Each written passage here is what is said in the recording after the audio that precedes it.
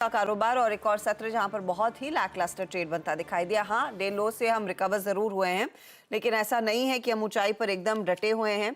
ध्यान रखिएगा, ऊपरी लेवल से एक बार फिर भारतीय बाजारों में मुनाफा वसूली हार रही है।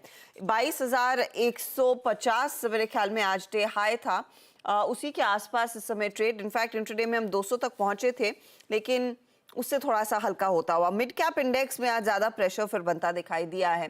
तो 186 अंकों के नुकसान पर इनफैक्ट ये इंडेक्स ट्रेड करता हुआ, और निफ्टी बैंक एकदम फ्लैट है। निफ्टी बैंक की चाल में थोड़ा सा सुधार जरूर आया है, कोशिश कर रहा है पॉजिटिव टेरिटरी में टिकने की। देखते हैं क्लोज पॉजिटिव टेरिटरी में आता है या नहीं। Veeru, good afternoon. Good afternoon Harshita, let's hope for the best कि क्लोजिंग ट्रेडर्स के लिए अच्छी रहे। एक स्टॉक आई थिंक हर्षिता जो इस क्लोजिंग में बहुत महत्वपूर्ण है और जिस पर मेरी निगाहें हैं, जो इस क्लोजिंग के टेक्सचर को चेंज कर सकता है, that's I think HDFC bank.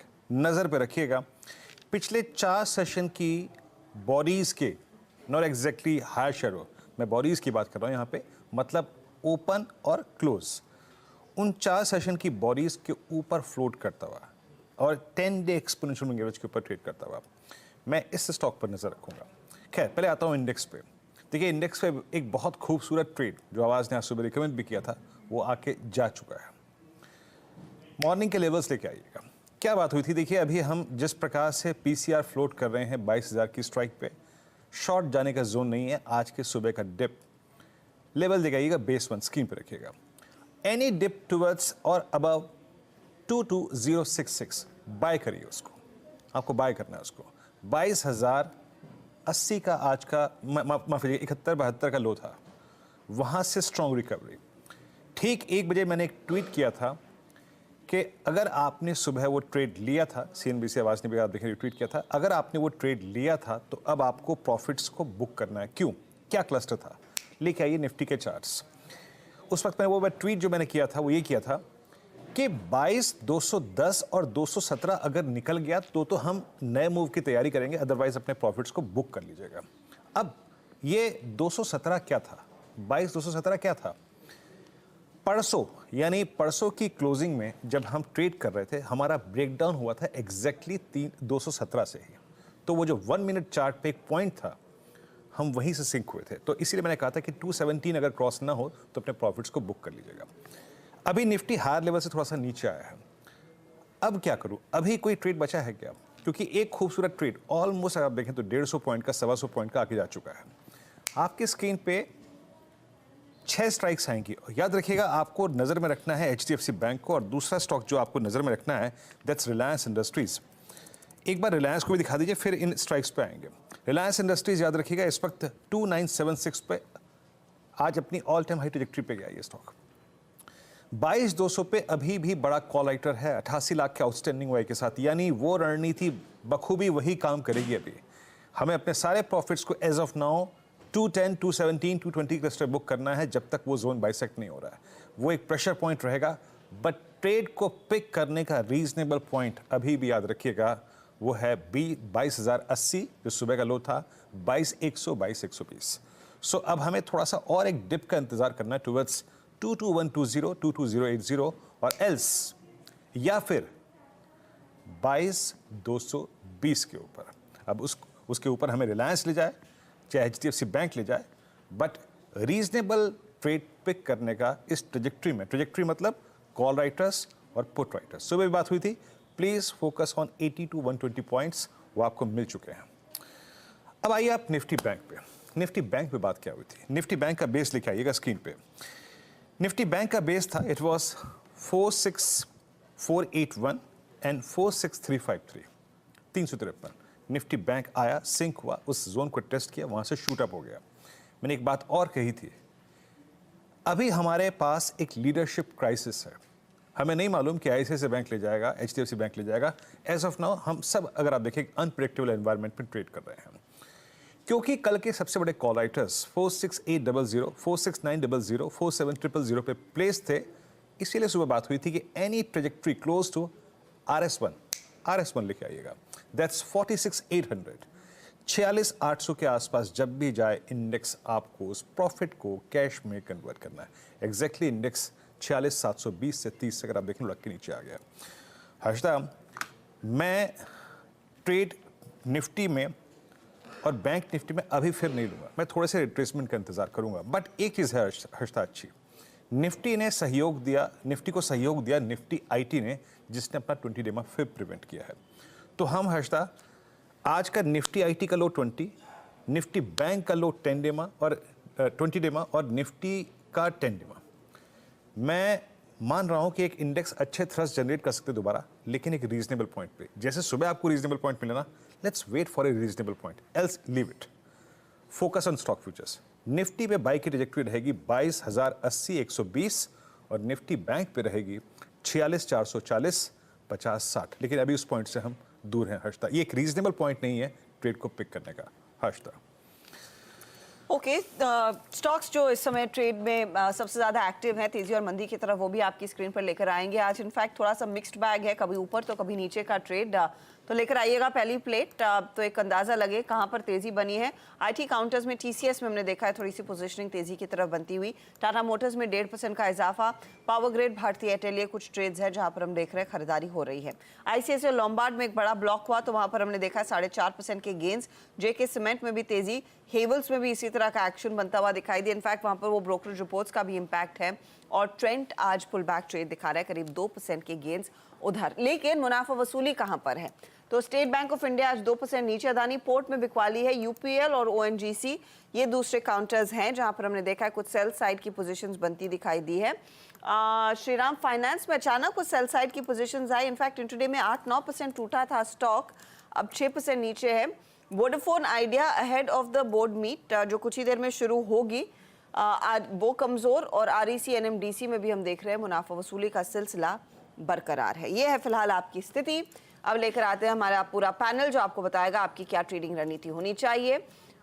Technical view लेंगे हम हमारे प्रकाश गाबा, मानस जायसवाल, प्रशांत सावंत और साथ ही साथ श्रीकांत चौहान जैसे मेहमानों से। जतिन गेडिया भी इस समय हमारा साथ देंगे इस शो में, तो ये सब आपको बताएंगे कि आपकी क्या रणनीति होनी चाहिए। फंडामेंटल्स के लिए ऑफ कोर्स मयूरेश जोशी है और ऑफ कोर्स रचना वैद्य भी हैं आज शो का हिस्सा में।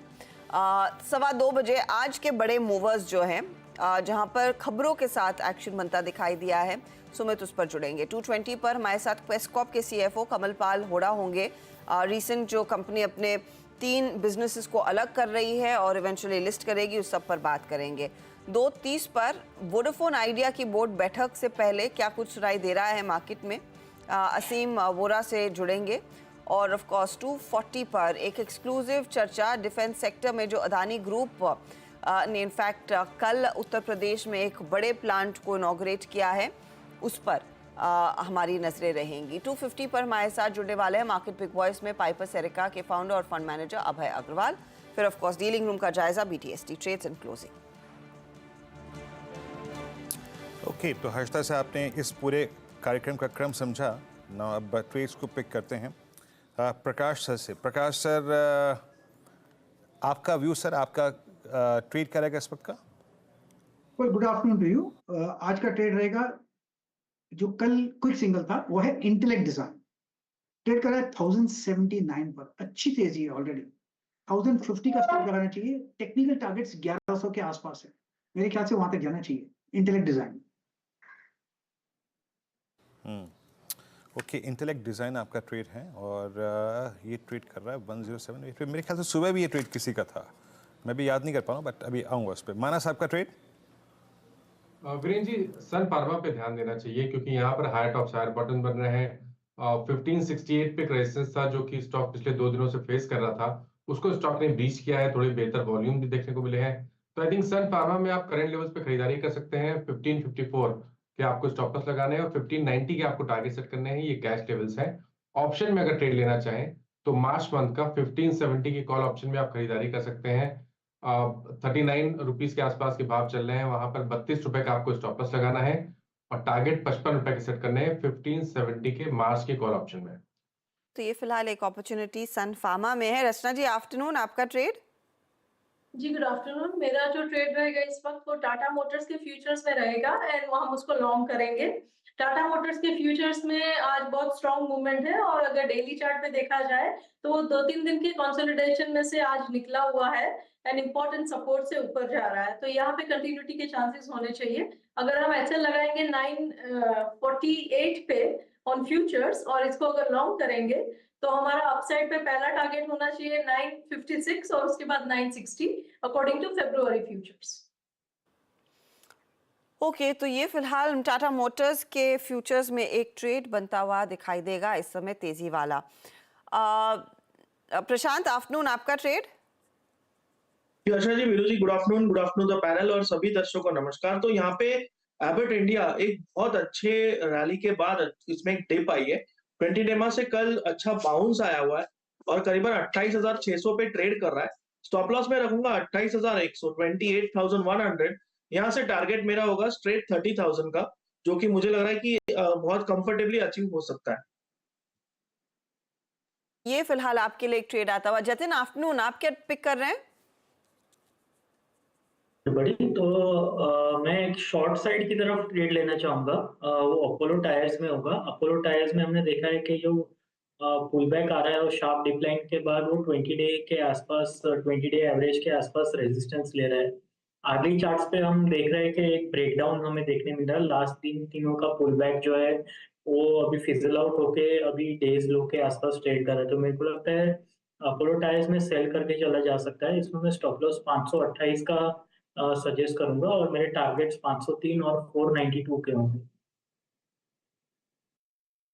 Okay, Apollo Tyres sell. वाकई इस वक्त अपोलो में वीकनेस काफ़ी है। मैं इसके कुछ स्टैट्स को देख रहा था और डॉक्टर साहब जरा प्लीज़ एक बार करके जरा स्टॉक्स के रोलोवर्स भी रखिएगा। रोलोवर्स भी इसमें काफ़ी शॉर्ट साइड में है और मैं इस बात से थोड़ा सा अगर आप देखें अचंभित था कि इस सीरीज़ में आप ये देखिए कि पूरे ऑटो ने काफ़ी परफॉर्मेंस अच्छी दी, बहुत अच्छी परफॉर्मेंस दी। M&M all time high, Maruti all time high, Tata Motors all time high. लेकिन इसी सीरीज़ में फेब में वर्सेस 555 ऑल टाइम हाई, ये करीब वहाँ से लगभग 30-35 रुपये रिट्रेस होकर ट्रेड कर रहा है। इसमें काफ़ी शॉर्ट बने हैं इस पूरी सीरीज़ में। और दूसरा टेक्निकल नेगेटिव पॉइंट है that's now Apollo 20 day mark नीचे ट्रेड करता हुआ, तो शॉर्टिंग काफ़ी सीरीज़ में हुई है। अब मयूरेश हमारे साथ हैं। Mayuresh, good afternoon. मयूरेश, आज हमें हमारे डाउनसाइड को रेस्ट्रिक्ट किया एक बार फिर से आईटी ने। बैंक्स में थोड़ा बहुत मोमेंटम है but it's clearly I think Reliance और HDFC बैंक जिन्होंने थोड़ी बहुत को स्टेबिलिटी को स्क्रीन पे एक बार फिर से रखा है। आपकी अप्रोच मार्केट्स की रीडिंग क्या है और आपका कॉल इस वक्त का? Afternoon Veeru ji, afternoon Harshada ji, afternoon to everyone on the panel. तो जैसे हम देखते हैं मार्केट से इंडिया में जो एक डिस्ट्रीब्यूशन डे काउंट एक हमारा मैकेनिज्म है to gauge the overall market mood, that count stands at 4 और लग ऐसे रहा है because the market and Nifty specifically above की मूविंग एवरेजेस हैं, तो स्ट्रक्चरल डाउनसाइड शायद लग नहीं रही है। ऑब्वियसली जो फंडामेंटल फैक्टर्स है वीरू जी, मैक्रोज और माइक्रोज को लेके ये अच्छे ही है इंडिया के लिए और अच्छे ही रहेंगे अगले वित्त वर्ष के लिए। तो कॉर्पोरेट अर्निंग जो एक बहुत बड़ा पहलू होता है मार्केट्स के लिए, उम्मीद ये जताई जा रही है अक्रॉस एनालिस्ट्स की 12 से 15% की ग्रोथ शायद ये वर्ष में देखी जाएगी across sectors, which should give a base case scenario कि निफ्टी की बहुत ज़्यादा डाउनसाइड स्ट्रक्चरल रिस्क लग नहीं रही है। ऑब्वियसली ब्रॉडर मार्केट्स में प्रॉफिट बुकिंग आ सकती है because broader markets have moved a tad bit higher और वहाँ पे valuations have gone out of whack.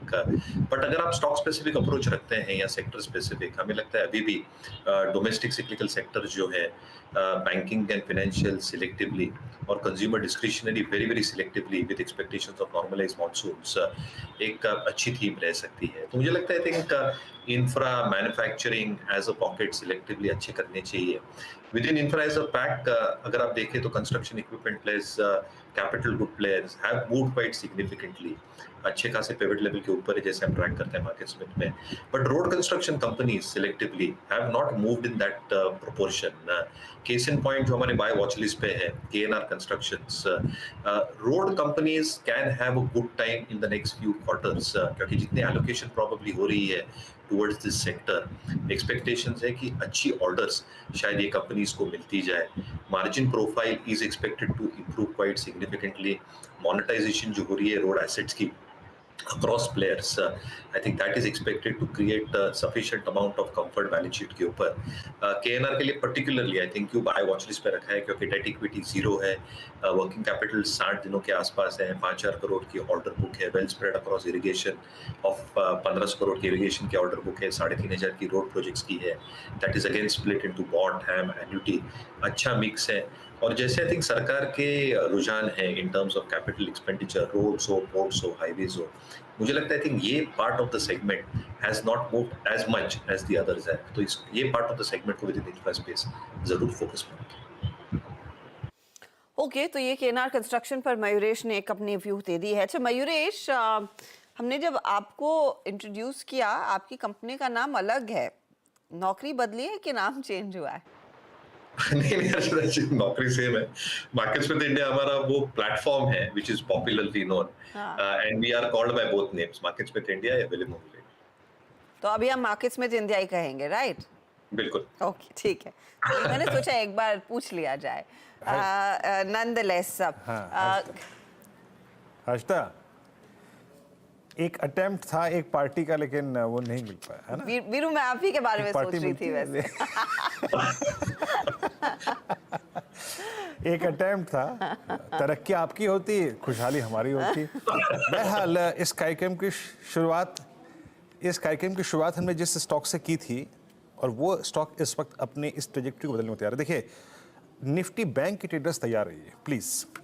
46,648 का लेवल है. Now HDFC bank is at high, day high, and ICICI bank is also eight day high. दिन के सर्वोच्च तौर पर ICICI बैंक, एक बार डायरेक्टर साहब ICICI बैंक रखिएगा. और ये मैंने कार्यक्रम के शुरू में सबसे पहली चीज़ रखी थी कि टोज पे हमको रखेगा HDFC bank at day high, और ICICI बैंक की कैंडल बहुत स्ट्रांग होती हुई. अगर हम मेरे ख्याल से कुछ देर और टिके इस रेंज में, याद रखिएगा, तो 840, 890 का अगर स्विंग दिखा दें, मतलब 46, 840, 910 तक का स्विंग दिखा दे, तो कोई बड़ी बात नहीं होगी, क्योंकि ये कॉम्बिनेशन बहुत शानदार है. तो स्पेशली ये कॉम्बिनेशन अच्छा है. डे ट्रेडर्स, इंडेक्स ट्रेडर थोड़ा ध्यान दें.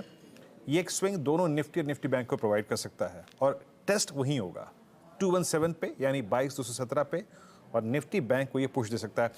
मानस, HDFC बैंक पर आपका व्यू, डे हाई पर आके ट्रेड करता हुआ, नाउ इट्स 648 बैंक निफ्टी. जी, तो देखिए, अगर हम HDFC बैंक की बात करें तो यहाँ पर एक बहुत ही इंपॉर्टेंट सपोर्ट है 1410 पे. जब तक 1410 के ऊपर HDFC बैंक ट्रेड करता रहेगा, मेरे ख्याल से एक बाउंड बैक की आप उम्मीद कर सकते हैं, जिसमें करीब 1460 तक के भाव देखने को मिल सकते हैं.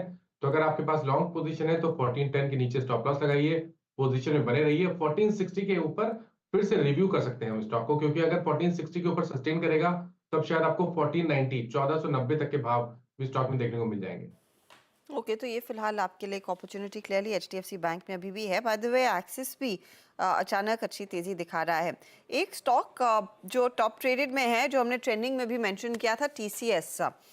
यहाँ पर एक पर्सपेक्टिव लिया जाए, प्रशांत, जिस तरह का मोमेंटम आज लौटा है 4,116 के लेवल्स. ऑफ कोर्स यहाँ पर वो ब्रोकरेज रिपोर्ट ने जो अपनी राय दी है कि खरीदारी करनी चाहिए, आउटलुक काफ़ी पॉजिटिव है, उस पर शायद एक रिएक्शन है. लेकिन लार्जली इस समय कैसे पॉइज्ड है ये काउंटर? 4,100 पर खरीदेंगे TCS?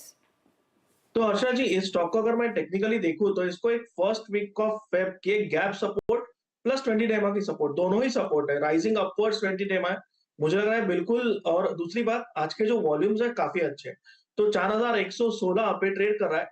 मेरे हिसाब से 4,050 एक आइडियल स्टॉप लॉस है.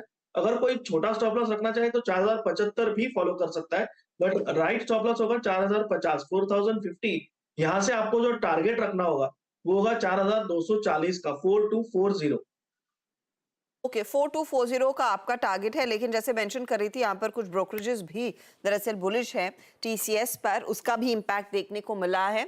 उसकी बात करेंगे, और साथ ही कुछ और स्टॉक्स जिस पर आज ब्रोकरेज रिपोर्ट का कमाल देखने को मिला. सुमित हमारे साथ है स्टूडियो में. सुमित, तो शुरुआत में TCS से ही करता हूँ, इसकी अभी बातचीत भी चल रही है. वापस अपने नए ऑल टाइम हाई की तरफ TCS जा रहा है. 4130-34 इसका ऑल टाइम हाई है, जिसके आसपास ही कामकाज कर रहा है. 15 लाख करोड़ की मार्केट कैप ग्रुप की पहुंच गई, स्टॉक की पहुंच गई. आज UBS की एक रिपोर्ट आई है, उन्होंने अपग्रेड किया है बाय, न्यूट्रल से बढ़ाकर ये बाय साइड पर रखा गया है. और 4000 से सीधे 4700 रुपए के टारगेट दिए, यानी कि 4000 जो कल का दाम था, उसके आसपास का दाम था, उससे एक अच्छा खासा अपसाइड, करीब 12-15% के आसपास का अपसाइड उन्होंने 4700 के टारगेट्स में देखा है। उनको लगता है कि एक अच्छी ग्रोथ कंपनी की रहेगी पीयर से कंपैरिजन में, रफली 100 से लेके 150 बेसिस पॉइंट, यानी 1 से 1.5% के आसपास की ग्रोथ यहाँ पर आते हुए दिखाई पड़ सकती है। मार्जिन FY25 तक और बेटर होने का अनुमान उनको लग रहा है। इसके अलावा एक वैसे भी अपने बाकी पीयर से कंपैरिजन में लोअर एंड की तरफ स्टॉक ट्रेड कर रहा था, तो वो प्रीमियम वापस आता हुआ दिखाई पड़ेगा। इसके अलावा नई डील्स जो कि BSNL, अवीवा, इनके साथ कंपनी ने की हैं, ये डील्स का इंपैक्ट भी इस क्वार्टर के नंबर्स के अंदर रिफ्लेक्ट होता हुआ दिखाई पड़ेगा और गोइंग फॉरवर्ड उनको लग रहा है कि ग्रोथ ड्राइवर के तौर पे ये ग्रुप में कामकाज करता हुआ दिखेगा। तो एक ऑलरेडी बहुत समय से अंडर परफॉर्मर था, बायबैक प्राइस के नीचे था, वापस उसको रिज्यूम करता हुआ दिखाई पड़ सकता है, तो इसलिए से TCS में एक अच्छी तेजी है। इंटरेस्टिंग रिपोर्ट आई है एक सेलो को लेकर, जहां पे मोतीलाल ओसवाल की तरफ से एक रिपोर्ट आते हुए दिखाई पड़ी है 1100 रुपए के टारगेट्स के लिए। रिएक्शन भी बहुत अच्छा दिया है सेलो ने, करीब 4% की तेजी है और उनका ये मानना है कि बहुत स्ट्रॉन्ग पेनिट्रेशन है कंपनी का, अच्छे ब्रांड है और बहुत अच्छी ब्रांड वैल्यू भी है कंपनी के लिए। अच्छी ग्रोथ की उम्मीद, रोबस्ट ग्रोथ की उम्मीद की बातचीत की है। Revenue growth 18%, EBITDA growth 23%, PAT growth 25% अगले 3 साल के अंदर वो अनुमान लगाकर चल रहे हैं। और रॉ मटेरियल के प्राइसेस थोड़े से वोलेटाइल हैं, तो वो एक कंसर्न एरिया ज़रूर है कंपनी के लिए, लेकिन ओवरऑल कंपनी की जो डिपेंडेंस है सिंगल प्रोडक्ट पे, वो धीरे धीरे अब डाइवर्सिफाई हो रही है, वो कंपनी के लिए एक बड़ा एज रहेगा। तो इसलिए आज से सेलो पे मोतीलाल ओसवाल की एक रिपोर्ट आई है। तीसरी इंपॉर्टेंट रिपोर्ट जो आई है वो आई है हेवेल्स को लेकर, जहाँ पर हेवेल्स के केस में जो मेजरली ब्रोकर हाउसेज मान रहे हैं कि एक स्ट्रॉन्ग नंबर यहाँ पे आता हुआ दिखाई पड़ेगा और हेवेल्स पे एक गोल्डमैन की रिपोर्ट है, 1600 रुपए के टारगेट्स के लिए उन्होंने खरीदारी करके चलने की राय यहाँ पर दी है। कई सारे ग्रोथ ड्राइवर हैं यहाँ पर भी, बहुत समय से पहले तो अंडर परफॉर्मेंस थी, एक स्ट्रॉन्ग प्रोडक्ट प्रोफाइल तो कंपनी की है ही, स्ट्रॉन्ग मैनेजमेंट भी है, ये 2-3 चीज़ें तो कंपनी के साथ ऑलरेडी कामकाज कर ही रही थी और बहुत समय से अंडर परफॉर्मेंस है, तो वापस अब पीयर को मीट करता हुआ दिखाई पड़ सकता है। साथ ही साथ जो आउटसोर्सिंग की है कंपनी ने अपने खुद की मैन्युफैक्चरिंग के कंपैरिजन में, उससे मार्जिन थोड़े से बेटर होंगे, वो कंपनी को एक एज दे सकता है। और लॉयड का बिजनेस जो लास्ट क्वार्टर में बहुत स्ट्रॉन्ग करके गया था, वहाँ मार्जिन टिक्स आने शुरू हो गए ऊपर की तरफ के, वो और फर्दर बढ़ सकता है। इसीलिए गोल्डमैन सैक्स ने एक बाय साइड की रिपोर्ट निकाली करीब 1660 रुपए के टारगेट्स के लिए। ओके, तो ये फिलहाल वो सारे स्टॉक्स जिनमें आज ब्रोकरेजेस की जो बयान आए हैं उसके बाद तेजी बनती हुई। हेवेल्स का ट्रेड स्क्रीन पर रखेंगे, जहां पर एक अच्छा खासा मोमेंटम देखने को मिला है और यहाँ पर हमने देखा है रुक रुक के तेजी आई है पिछले कुछ ट्रेडिंग सेशंस में। आज की 3% की मूव, रचना जी बताइए यहाँ से अगला पड़ाव क्या रहेगा? जी, हेवेल्स की मूवमेंट आज के दिन की बहुत स्ट्रांग है और यहाँ पे एक ही चीज हमें नोट करने लायक लग रही है कि नियर टर्म के हिसाब से देखा जाए तो एक करंट लेवल पे जहाँ पे प्राइस आज ऊपर से नीचे आया है, वहां पे 2-3 बार रिजेक्शन हुआ है प्राइस का, तो उस हाई को जहां से आज रिजेक्ट हुआ है विच इज 1480, उसको एक बार ही निकालने के लिए उसको थोड़ी सी मेहनत मुशक्कत करनी पड़ेगी। एक बार ही वो लेवल अगर निकल जाएगा तो देन रास्ता फिर क्लियर हो जाएगा उसका 1500 प्लस की तरफ, पर एक बार ही 1480 की आसपास का कंसोलिडेशन थोड़ा सा होना जरूरी है सो दैट उसको फिर टेक आउट करे, तब स्मूथ राइड आगे कंटिन्यू होए। सो 1480 को एक बार ही कंसोलिडेशन लेवल के तौर पे और एक ब्रेकआउट लेवल के तौर पे देखना चाहिए। जब वो निकल जाएगा 1480 सक्सेसफुली तो हम 1500 प्लस के नंबर्स बहुत जल्दी देखेंगे। ओके, तो ये फिलहाल आपके लिए वो लेवल होगा जो क्रॉस करना इंपॉर्टेंट है 1480 का, यानी कि 15 रुपए और चल जाए और उन लेवल्स पर टिक जाए तो शायद एक और ब्रेकआउट की तैयारी हेवेल्स करेगा। अच्छा, सेलो भी मेंशन किया था सुमित ने, और सेलो को लेकर दरअसल काफी बुलिश हो चुका है मोतीलाल ओसवाल। मुझे याद है इसने अपनी जब पारी की शुरुआत रिसेंटली की थी 829 पर लिस्ट हुआ था और बहुत तगड़ी लिस्टिंग थी, आई थिंक 28 से 30% के प्रीमियम पर इसने अपनी पारी की शुरुआत की। मयूरेश, मौजूदा भाव पर आपकी क्या राय है एक्यूमुलेट करने की? नहीं, वॉच लिस्ट पे जरूर रखना चाहिए और 2-3 चीजें काफी इंटरेस्टिंग हो रही है। इनका जो कंज्यूमेबल्स बिजनेस है, I think that is expected to grow at a very decent pace. जैसे डिस्क्रिशनरी स्पेंडिंग पैटर्न्स उभरते जाएंगे across urban semi urban areas. उनकी जो राइटिंग इंस्ट्रूमेंट्स की एक मार्केट शेयर है, वहाँ पे भी एक सिग्निफिकेंट ट्रैक्शन है and I know it very well because my daughter uses a lot of their pens. तो कहीं ना कहीं आई थिंक जो एक कॉम्बिनेशन है in terms of expectations of consumer discretionary spending across these segments, expectations in terms of input cost, जहाँ पे एक deflationary trend देखा है, which means EBITDA margins का performance ठीक ठाक रहना चाहिए और जैसे operating leverage play out होगा with better volume growth going forward, earnings पे एक पॉजिटिव इम्पैक्ट आ सकता है। तो आई थिंक अच्छी तरह से प्लेस्ड है, इसको जरूर आपके बाय वॉच लिस्ट पे रखें। ओके, तो सेलो में एक अच्छी अपॉर्चुनिटी और ये स्टॉक नियरली 4% के गेन्स पर ट्रेड करता हुआ इस समय नहीं खरीद रहे तो वॉच लिस्ट में जरूर रखें, यहाँ पर आगे मौके रहेंगे। 1100 का टारगेट दरअसल मोतीलाल ने दिया है, तो वहाँ पर साइजेबल इंप्रूवमेंट देखने को मिल सकती है प्राइस में। लेकिन आज ये अपडेट्स हैं एक तरफ, दूसरी तरफ कई सारी ब्लॉक डील्स भी होती दिखाई दी है। सुमित, किस किस पर ध्यान दें? देखिए, ब्लॉक और ब्रोकरेज आज दो बड़े बज़ थे मार्केट में। तो दूसरा नाम जो है ब्लॉक, अगर ब्लॉक डील्स की बात की जाए तो पहले कुछ पॉजिटिव, जहां पर आईसीआईसीआई लोम्बार्ड एक बड़ी ब्लॉक डील और उससे पूरे इंश्योरेंस स्पेस के अंदर ही बज़ आ गया, चाहे आईसीआईसीआई लोम्बार्ड हो, आईसीआईसीआई प्रूडेंशियल हो, एसबीआई लाइफ हो, एचडीएफसी लाइफ हो, सब में एक अच्छी तेजी है। 1.5% के आसपास की एक बड़ी ब्लॉक डील हुई है। करीब 69.8 लाख शेयरों का एक सौदा होता हुआ दिखाई पड़ा और ये सौदा आज सुबह ब्लॉक विंडो में हुआ। तो डिटेल शाम को आएगी किसने पार्टिसिपेट किया इसके अंदर, लेकिन ये बड़े ब्लॉक के बाद आईसीआईसीआई लोम्बार्ड समेत पूरे इंश्योरेंस स्पेस के अंदर एक अच्छी बस बनते हुए दिखाई पड़ी। दूसरी तरफ रेलटेल 10% का एक बड़ा उछाल इसमें भी ब्लॉक के बाद आता हुआ दिखाई पड़ा। करीब 32 से 33 लाख शेयरों के आसपास की एक ब्लॉक डील यहाँ होते हुए दिखाई पड़ी, जो कि रफली 1% के आसपास की इक्विटी थी और इस ब्लॉक डील की कुल वैल्यू करीब 152 करोड़ रुपए के आसपास थी। तो अगर आज सुबह 152 करोड़ रुपए में एक बड़ा ब्लॉक हुआ है स्टॉक में, तो उस तरह की तेजी जानकार मानने की इस भाव पर यहाँ पर ब्लॉक होना इंपॉर्टेंट है, इसीलिए उसमें एक बढ़िया तेजी वहाँ पर बनते हुए दिखाई पड़ी। तीसरा एक पहले से डिसाइडेड था सीएमएस इन्फो का ब्लॉक, जो कि ब्लॉक विंडो में होता हुआ दिखाई पड़ा। पहले भी अनुमान लगाया जा रहा था कि ये ब्लॉक होगा, सीएनबीसी आज सबसे पहले खबर भी मेंशन की थी। 28% इक्विटी का एक सौदा हुआ है, करीब 4.5 करोड़ शेयर्स में हाथ बदले हैं, 1650 करोड़ रुपए के आसपास की ये ब्लॉक डील होते हुए दिखाई पड़ी। इंपॉर्टेंट ये भी होगा कि आज शाम को ये कौन पार्टिसिपेट कर रहा है इस ब्लॉक में, लेकिन इस ब्लॉक के बाद यहाँ पर थोड़ा नेगेटिव इंपैक्ट है, लेकिन अदरवाइज बाकी सब में पॉजिटिव इंपैक्ट देखने को मिला। शुक्रिया सुमित इसको जानकारी के लिए, सारी ब्लॉक डील्स का विवरण देने के लिए। सीएमएस इन्फो सिस्टम आपकी स्क्रीन पर। और मीनवाइल हर्षिता ने आईटी की बात छेड़ी थी, लुक एट टीसीएस, अभी सुमित ने जिक्र भी किया टीसीएस का। इट्स टीसीएस जो कि एडवांटेज दे रहा है निफ्टी को, और निफ्टी आईटी अब 265 अंकों पर डे हाई की ट्रैजेक्टरी में। मैं यहाँ पे इसका उल्लेख इसलिए कर रहा हूँ क्योंकि बहुत सही समय पर पकड़ा गया इसको, और अब निफ्टी आईटी अपने टेंडेमा को क्रॉस करता हुआ, उसका इम्पैक्ट पूरा का पूरा निफ्टी पर है। निफ्टी बैंक वहीं पर है, निफ्टी वो एचडीएफसी बैंक का मैं जिक्र कर रहा था, करीब 1425 पे इसने टेंडेमा को स्ट्राइक करा, लेकिन अभी भी टेंडेमा को क्रॉस करने को तैयार नहीं है एचडीएफसी बैंक। लेकिन ये एक बार अभी 10 मिनट 15 मिनट पहले बात हुई थी, अभी टेंडेमा के जोन को क्रॉस करने को तैयार नहीं है। एचडीएफसी बैंक का जिक्र कर रहा हूँ मैं यहाँ पे। 1425 टेस्ट हुआ, लेकिन वहाँ से फिर थोड़ा सा बैकफुट पे 1425 एग्जैक्टली। खैर, मैं कुछ यहाँ पे ट्रेड्स पिक करना शुरू करता हूँ यहाँ पे, जहाँ पे अच्छे मूव आ रहे हैं। एक बार आप लेके आइएगा एमएनएम को फिर से। लास्ट फ्राइडे हर्षिता मैं जब इस कार्यक्रम में थे, हमने एमएनएम के ट्रेड को पिक किया था, और आप यकीन मानिए एक बार फिर से एमएनएम प्रिपेयर कर रहा है अपने आप को इस स्ट्रॉन्ग मूव को जनरेट करने के लिए। 1933 1934 जहाँ पे ट्रेड करता हुआ, उस दिन हमने 1900 की कॉल को ट्रेड किया था, बट अब थोड़े सर्कमस्टेंसेस दूसरे हैं। उस दिन हमारे पास पे करने के लिए टाइम वैल्यू नहीं थी, क्योंकि हमने closer to expiry at the money call ली थी, बट हमारे पास अब फरवरी का ऑप्शन नहीं है। बट प्रशांत, एट 9:33 मैं शायद अब ऑप्शंस में नहीं जाऊंगा, क्योंकि अभी मार्च एक्सपेंसिव है और एट द मनी तो बहुत ही एक्सपेंसिव होगा। आपका फ्यूचर्स पे आउटलुक इस वक्त? जी वीरू जी, मुझे लग रहा है कि 1910 इसके लिए एक बहुत स्ट्रॉन्ग सपोर्ट है, तो इसके थोड़ा नीचे 1905 पे एक स्टॉप लॉस रखा जा सकता है, और ये कम से कम 1985 तक जा सकता है इस मूव में, 1985 1990। तो मुझे लग रहा है काफी जस्टिफाइड है और लॉन्ग जाना चाहिए। ओके, तेजी वाला ट्रेड यहाँ पर क्लियरली एमएनएम में 1937 पर स्टॉक ट्रेड कर रहा है, स्पाइक आना शुरू हुआ है।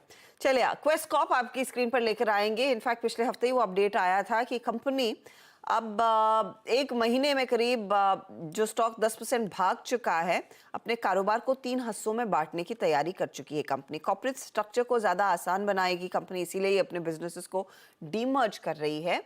हमारे साथ कंपनी के CFO कमल पाल होड़ा जुड़ रहे हैं। कमल जी, स्वागत है आपका CNBC आवाज़ पर। अब आपकी कंपनी में ऑफ कोर्स 3 वर्टिकल्स है, आई एम श्योर आपके शेयरधारक और बाकी मार्केट भी जानता है, लेकिन इस डीमर्जर के पीछे ट्रिगर पॉइंट क्या है? क्या आगे जाकर आप कुछ वैल्यू अनलॉक करना चाहते हैं? जी नमस्कार, धन्यवाद शो में बुलाने के लिए।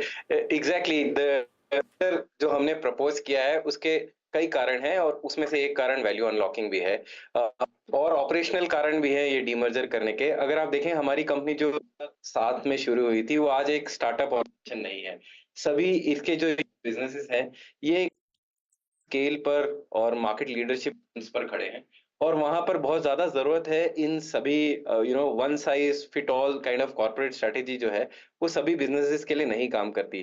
तो हमारा ये व्यू था कि हर कंपनी को राइट टू विन मार्केट में और अपनी लीडरशिप पोजीशनिंग के लिए अपनी अपनी कैपिटल पॉलिसीज के लिए और शेयर धारकों के लिए वैल्यू अनलॉकिंग के लिए एक अच्छी चीज रहेगी अगर इनको डीमर्ज करके 3 इंडिपेंडेंट लीगल एंटिटीज में रखा जाए। आई अंडरस्टैंड कि आगे कैपिटल एलोकेशन आसान रहेगा, बट जब हम वैल्यू अनलॉकिंग करते हैं, क्या कुछ हिस्सा बेचना चाहते हैं आप किसी भी इन तीनों में से किसी एंटिटी में? जी, अभी हमने जो शेयर होल्डिंग प्रपोज की है वो होल्डिंग प्रपोज की है, तो अभी हमने इसमें से कोई भी हिस्सा बेचने का बात नहीं। हमने जो स्कीम डीमर्जर की प्रपोज की है हमने ये बोला है कि जो आज शेयर धारक के पास क्वेस के शेयर्स हैं उनको अगर एक शेयर है क्वेस में तो उस एक शेयर के बदले सॉल्यूशंस में और एक शेयर ब्लू स्प्रिंग मैं श्रोताओं को बता दूं कि क्वेस में जो हमारा करेगा वो उस कंपनी के शेयर होल्डर भी रहेंगे जहां पर वर्कफोर्स मैनेजमेंट है, प्लस जो डिजिटल बिजनेस है हमारा डिजिटल सॉल्यूशन जहां पर हमारा बीपीएम बिजनेस और आईटी सर्विसेज बिजनेस रहेगा वहां का उनको एक शेयर मिलेगा, प्लस ब्लू स्प्रिंग एंटरप्राइजेस जो कि हमारा फैसिलिटी मैनेजमेंट बिजनेस प्लस उसमें हमारे जॉब बोर्ड में है उसका एक शेयर मिलेगा। कमल जी, थोड़ा सा इतिहास के पन्नों को फिर टटोलें। मतलब जैसे कि आपने कहा कि हमारा एक बड़ा लंबा करियर रहा है, 1.5 दशक से ऊपर का, उसके बाद आपने ये डीमर्जर की प्रक्रिया को स्ट्राइक किया। प्री आईपीओ भी आपकी रिटर्न्स आरओई बहुत स्ट्रॉन्ग थी और अब आगे जाके हिस्टोरिकली तो मेरे ख्याल से 26-25% की आरओई थी। इन तीनों कंपनियों से किस प्रकार की आरओईज की एक्सपेक्टेशन की जाए? क्या 20+ की ट्रेजेक्ट्री आप इन तीनों के लिए मानते हैं कि नियर फ्यूचर में पॉसिबल हो पाएगी पोस्ट लिस्टिंग? जी जरूर। सो आपने पॉइंट आउट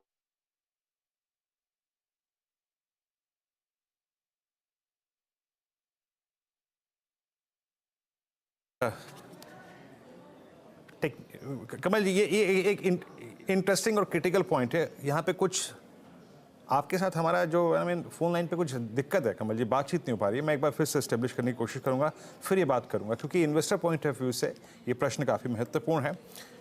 क्रेस कॉर्प से हम दोबारा जोड़ने की कोशिश करेंगे, बट एज ऑफ नाउ 5:34 पे मयूरेश, बहुत संक्षेप पे अगर कोई आपका व्यू हो यहाँ पे और इस डीमर्जर प्रक्रिया पर क्रेस कॉर्प की। In the right direction है, क्योंकि it was a much needed step that the management has undertaken और ये सारी जो डीमर्जर की प्रक्रिया है आई थिंक काफी अच्छी तरह से वैल्यू अनलॉक करेगी for each individual business segment, क्योंकि हर एक बिजनेस सेगमेंट की अपनी अपनी स्ट्रेंथ्स है जो रिफ्लेक्ट होगी through their own stand alone financials. तो आई थिंक जो मैनेजमेंट ये स्टेप्स ले रही है, मुझे लगता है आई थिंक एक अच्छी प्रक्रिया है माइनॉरिटी शेयर होल्डर्स के लिए भी, जिनके पास है बिल्कुल बने रहना चाहिए। And I would love to hear the comments अगर वापस लाइन रीपैच होती है on the very important question that you are asking Veeru ji. But generally I think number stand alone basis पे for each individual entity should appear far better और वो performance track करना काफी आसान है। वाकई नहीं, अच्छी बात है। अभी भी हमारे साथ कमल जी जुड़े नहीं, तो जब जुड़ेंगे तो बात करेंगे उनसे, क्योंकि कुछ सोच समझ के अगर आप देखिए मैनेजमेंट ने फैसला लिया है तो एग्जैक्टली हम इन तीनों बिजनेसेस में किस प्रकार की आई थिंक वो ग्रोथ देख रहे हैं, पोटेंशियल्स, उस पर करेंगे बातचीत। बहरहाल इंडेक्स 22,160 पे ट्रेड कर रहा है। मेरे को कोई बहुत aggressive trade as of now नहीं मिल रहा है, बट दैट M&M जो हमने पिक किया था अभी 1938 का हाई लगा के आया, और मैं इस चार्ट की रीडिंग देख के महसूस कर सकता हूँ कि ये कुछ इस क्लोजिंग में करने जा रहा है। बहुत एग्रेसिव अगर आप देखें स्टॉप ओ एडिशन से। डायरेक्टर साहब इसके रोलोवर्स रखिएगा स्क्रीन के निचले भाग पे, रोलोवर्स काफ़ी अच्छे खासे हैं। फ्रेश लॉन्ग एडिशंस इन मार्च बहुत स्ट्रॉन्ग है।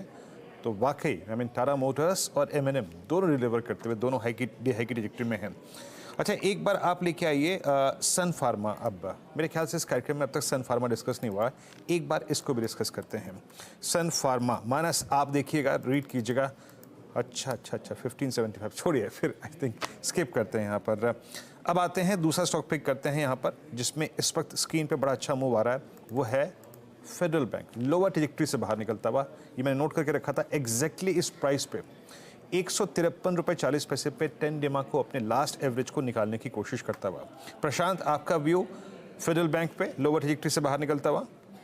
जी वीरू जी, ये 20 दिनों के एवरेज से अच्छा बाउंस इसने दिखाया और एक डेली चार्ट पे गैप है करीबन 162, इसको टारगेट मान के चल सकते हैं 162 को, और स्टॉप लॉस होगा 149।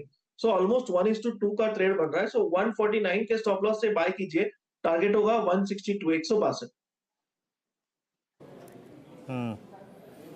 ओके, फेडरल बैंक आपके स्क्रीन पे। अच्छा, कमल जी जुड़ चुके हैं। कमल जी, आपको मेरी आवाज आ रही है अच्छी तरीके से अब? जी हाँ। हाँ, मेरा प्रश्न यही था सर, मतलब आपने मेरा प्रश्न बहुत सही तरीके से सुन भी लिया था। किस प्रकार की आरओईज की एक्सपेक्टेशन रखें? कोई रोड मैप देना चाहेंगे थोड़ा सा? जी हाँ, सो आपने सही पॉइंट आउट किया। आईपीओ 2016 से पहले जब majority of the business staffing business था, तब हमारा 26% का आरओई रहता था और हमेशा से हमारा टारगेट रहा है 20% आरओई से रहने का। तो जो हम ये 3 बिजनेसेस 3 कंपनीज में बांट रहे हैं, एटलीस्ट 2 में से 3 कंपनी हमारा बिजनेस है और हमारा जो डिजिटल बिजनेस है, वहां पर हमें विजिबिलिटी है कि आने वाले 1 से 2 साल में हम वो 20% आरओई मैट्रिक्स को अचीव कर पाएंगे। जो हमारा तीसरा बिजनेस यहाँ पर फैसिलिटी मैनेजमेंट और इन्वेस्टमेंट, उस बिजनेस को थोड़ा टाइम लगेगा 20% की तरफ प्रगति करने में, बट पहले 2 बिजनेसेस में हम कॉन्फिडेंट कि अगले आने वाले 1 से 2 वर्षों में हम वो 20 आरओई मैट्रिक्स जो है वो अचीव कर पाएंगे। ओके, अच्छा सर, यहाँ पे जो डिजिट में आपने अपना अंतर्राष्ट्रीय कारोबार रखा है, एग्जैक्टली ओवरसीज बिजनेस में, अंतर्राष्ट्रीय बिजनेस में आप कितनी ग्रोथ देख रहे हैं, और इसके लिए आपके आई थिंक जो प्लान्स हैं फ्यूचर्स के लिए, वो क्या है डिजिटाइड को लेकर? जी, अंतर्राष्ट्रीय बिजनेसेस जो हमारा डिजिटल बिजनेस है, जो डिजिटाइड सॉल्यूशंस में हमारा जो सीएलएम बिजनेस है प्रोलसेक में, वहां पर हम domestically one of the amongst the top 3 players in the country है। एंड भी हम लोग का पिछले 1 से 2 सालों में फोकस रहा है कि कैसे हम हमारा मार्जिन और इंटरनेशनल एक्सपोजर बढ़ाया जाए, और वहां पर भी सर्टेन सेगमेंट्स है जो हमने टारगेट किए हैं। सो पिछले 1-2 वर्षों में काफी अच्छी डील्स हमको इंटरनेशनल मार्केट में मिली है हेल्थ केयर सेगमेंट में इन द सीएलएम साइड, और वहां पर हमारा प्लान है कि हम हमारा शेयर जो है इंटरनेशनल मार्केट में बढ़ाया जाए। अगर मैं डिजिटाइड बिजनेस की बात करूं इन द सीएलएम से, लगभग 40% बिजनेस जो है वो हमारा इंटरनेशनल शेयर है, और हमें हमारा ऐसा अनुमान है कि आने वाले 1 से 2 साल में हम उसको बढ़ाकर 50% से ऊपर लेके जाना चाहेंगे।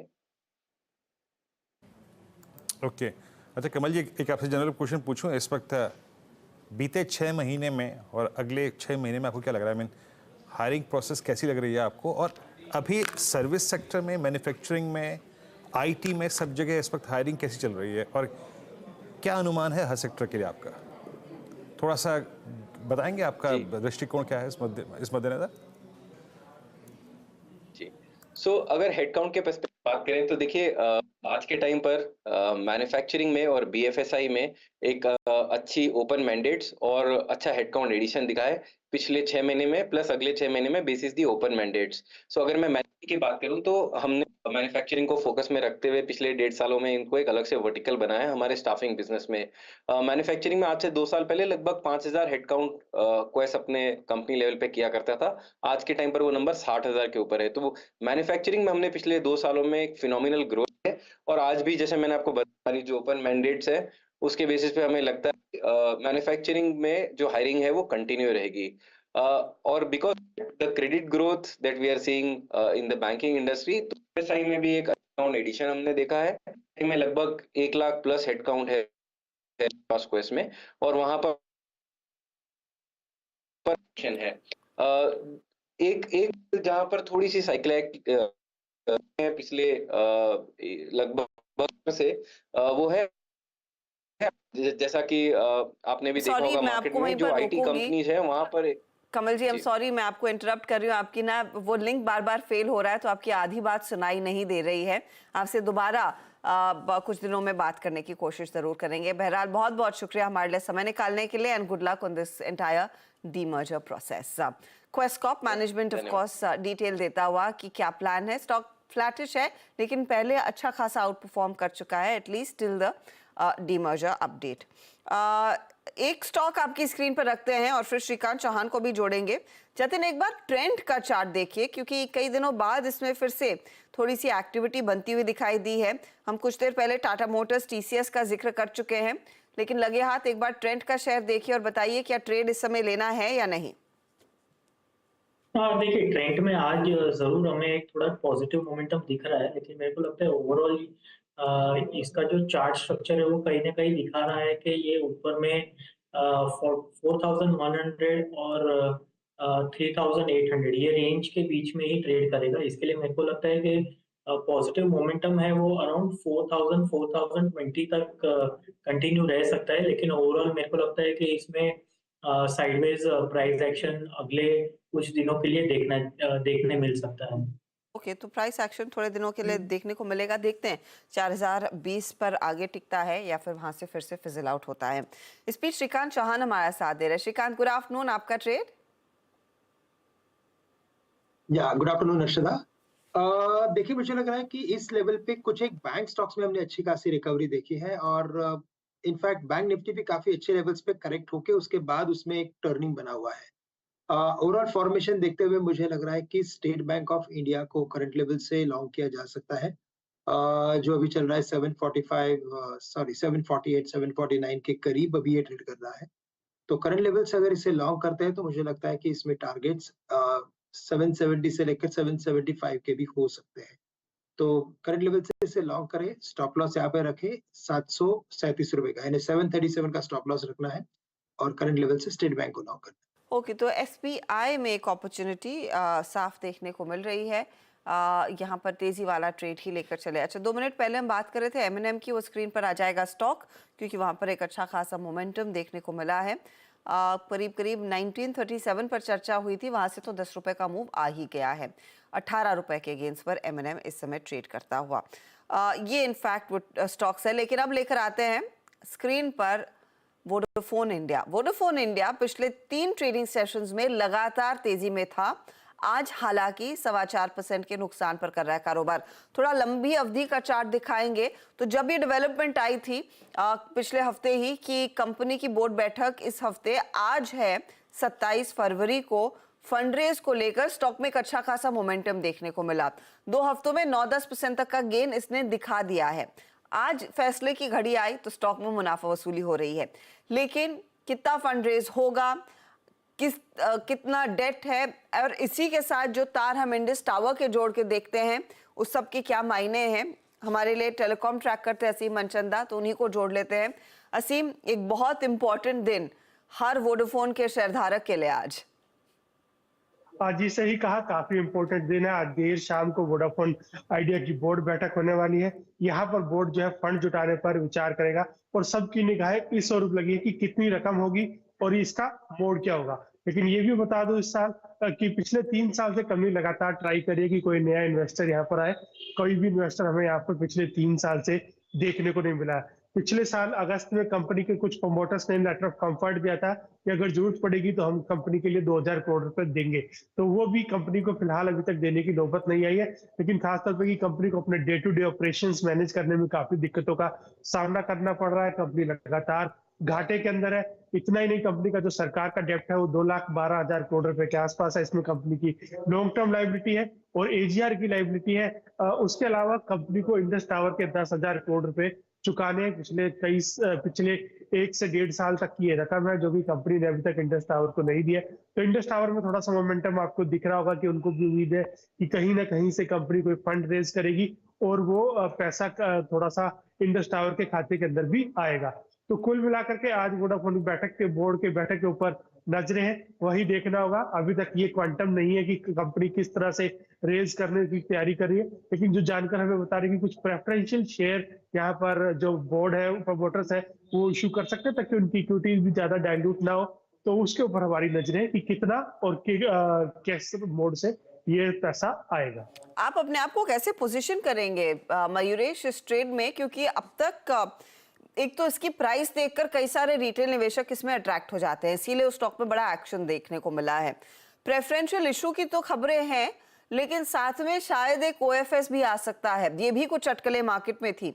आप क्या सुन रहे हो और आपका ट्रेड क्या होगा, आप कैसे अप्रोच करेंगे? नहीं, वेट एंड वॉच करेंगे। और दो चीज हर्षद जी, आई थिंक किस मोड से ये रेस करेंगे ये देखना इंटरेस्टिंग होगा, but they will need alternate mechanisms of raising this money, और इनको रेस करना अनिवार्य हो गया है, क्योंकि आई थिंक जो स्पेक्ट्रम पेमेंट स्टार्ट होंगी FY25 एंड FY26 एंड के आसपास, ये काफी सब्सटेंशियल हिट लेंगी बैलेंस शीट के ऊपर। दूसरा आप देखिए जो उनके एग्जिस्टिंग सर्कल्स हैं और जो रेवेन्यू एंड सब्सक्राइबर लॉस हो रहा है, यानी जो RMS share, revenue market share और सब्सक्राइबर मार्केट शेयर हम टेलीकॉम के भाषा में कहते हैं, ये दोनों लूज कर रही है company quite significantly to its competitors, वो जियो हो या भारती एयरटेल हो। तीसरा ये देखें, आज इनकी जो इकोसिस्टम है, it is still align to 2G। Some parts of the network has move to 4G, but एक सिग्निफिकेंट ट्रैक्शन शायद 4G की तरफ, 5G की तरफ आने के लिए along with spectrum payments capex requirements करने की जरूरत पड़ने वाली है।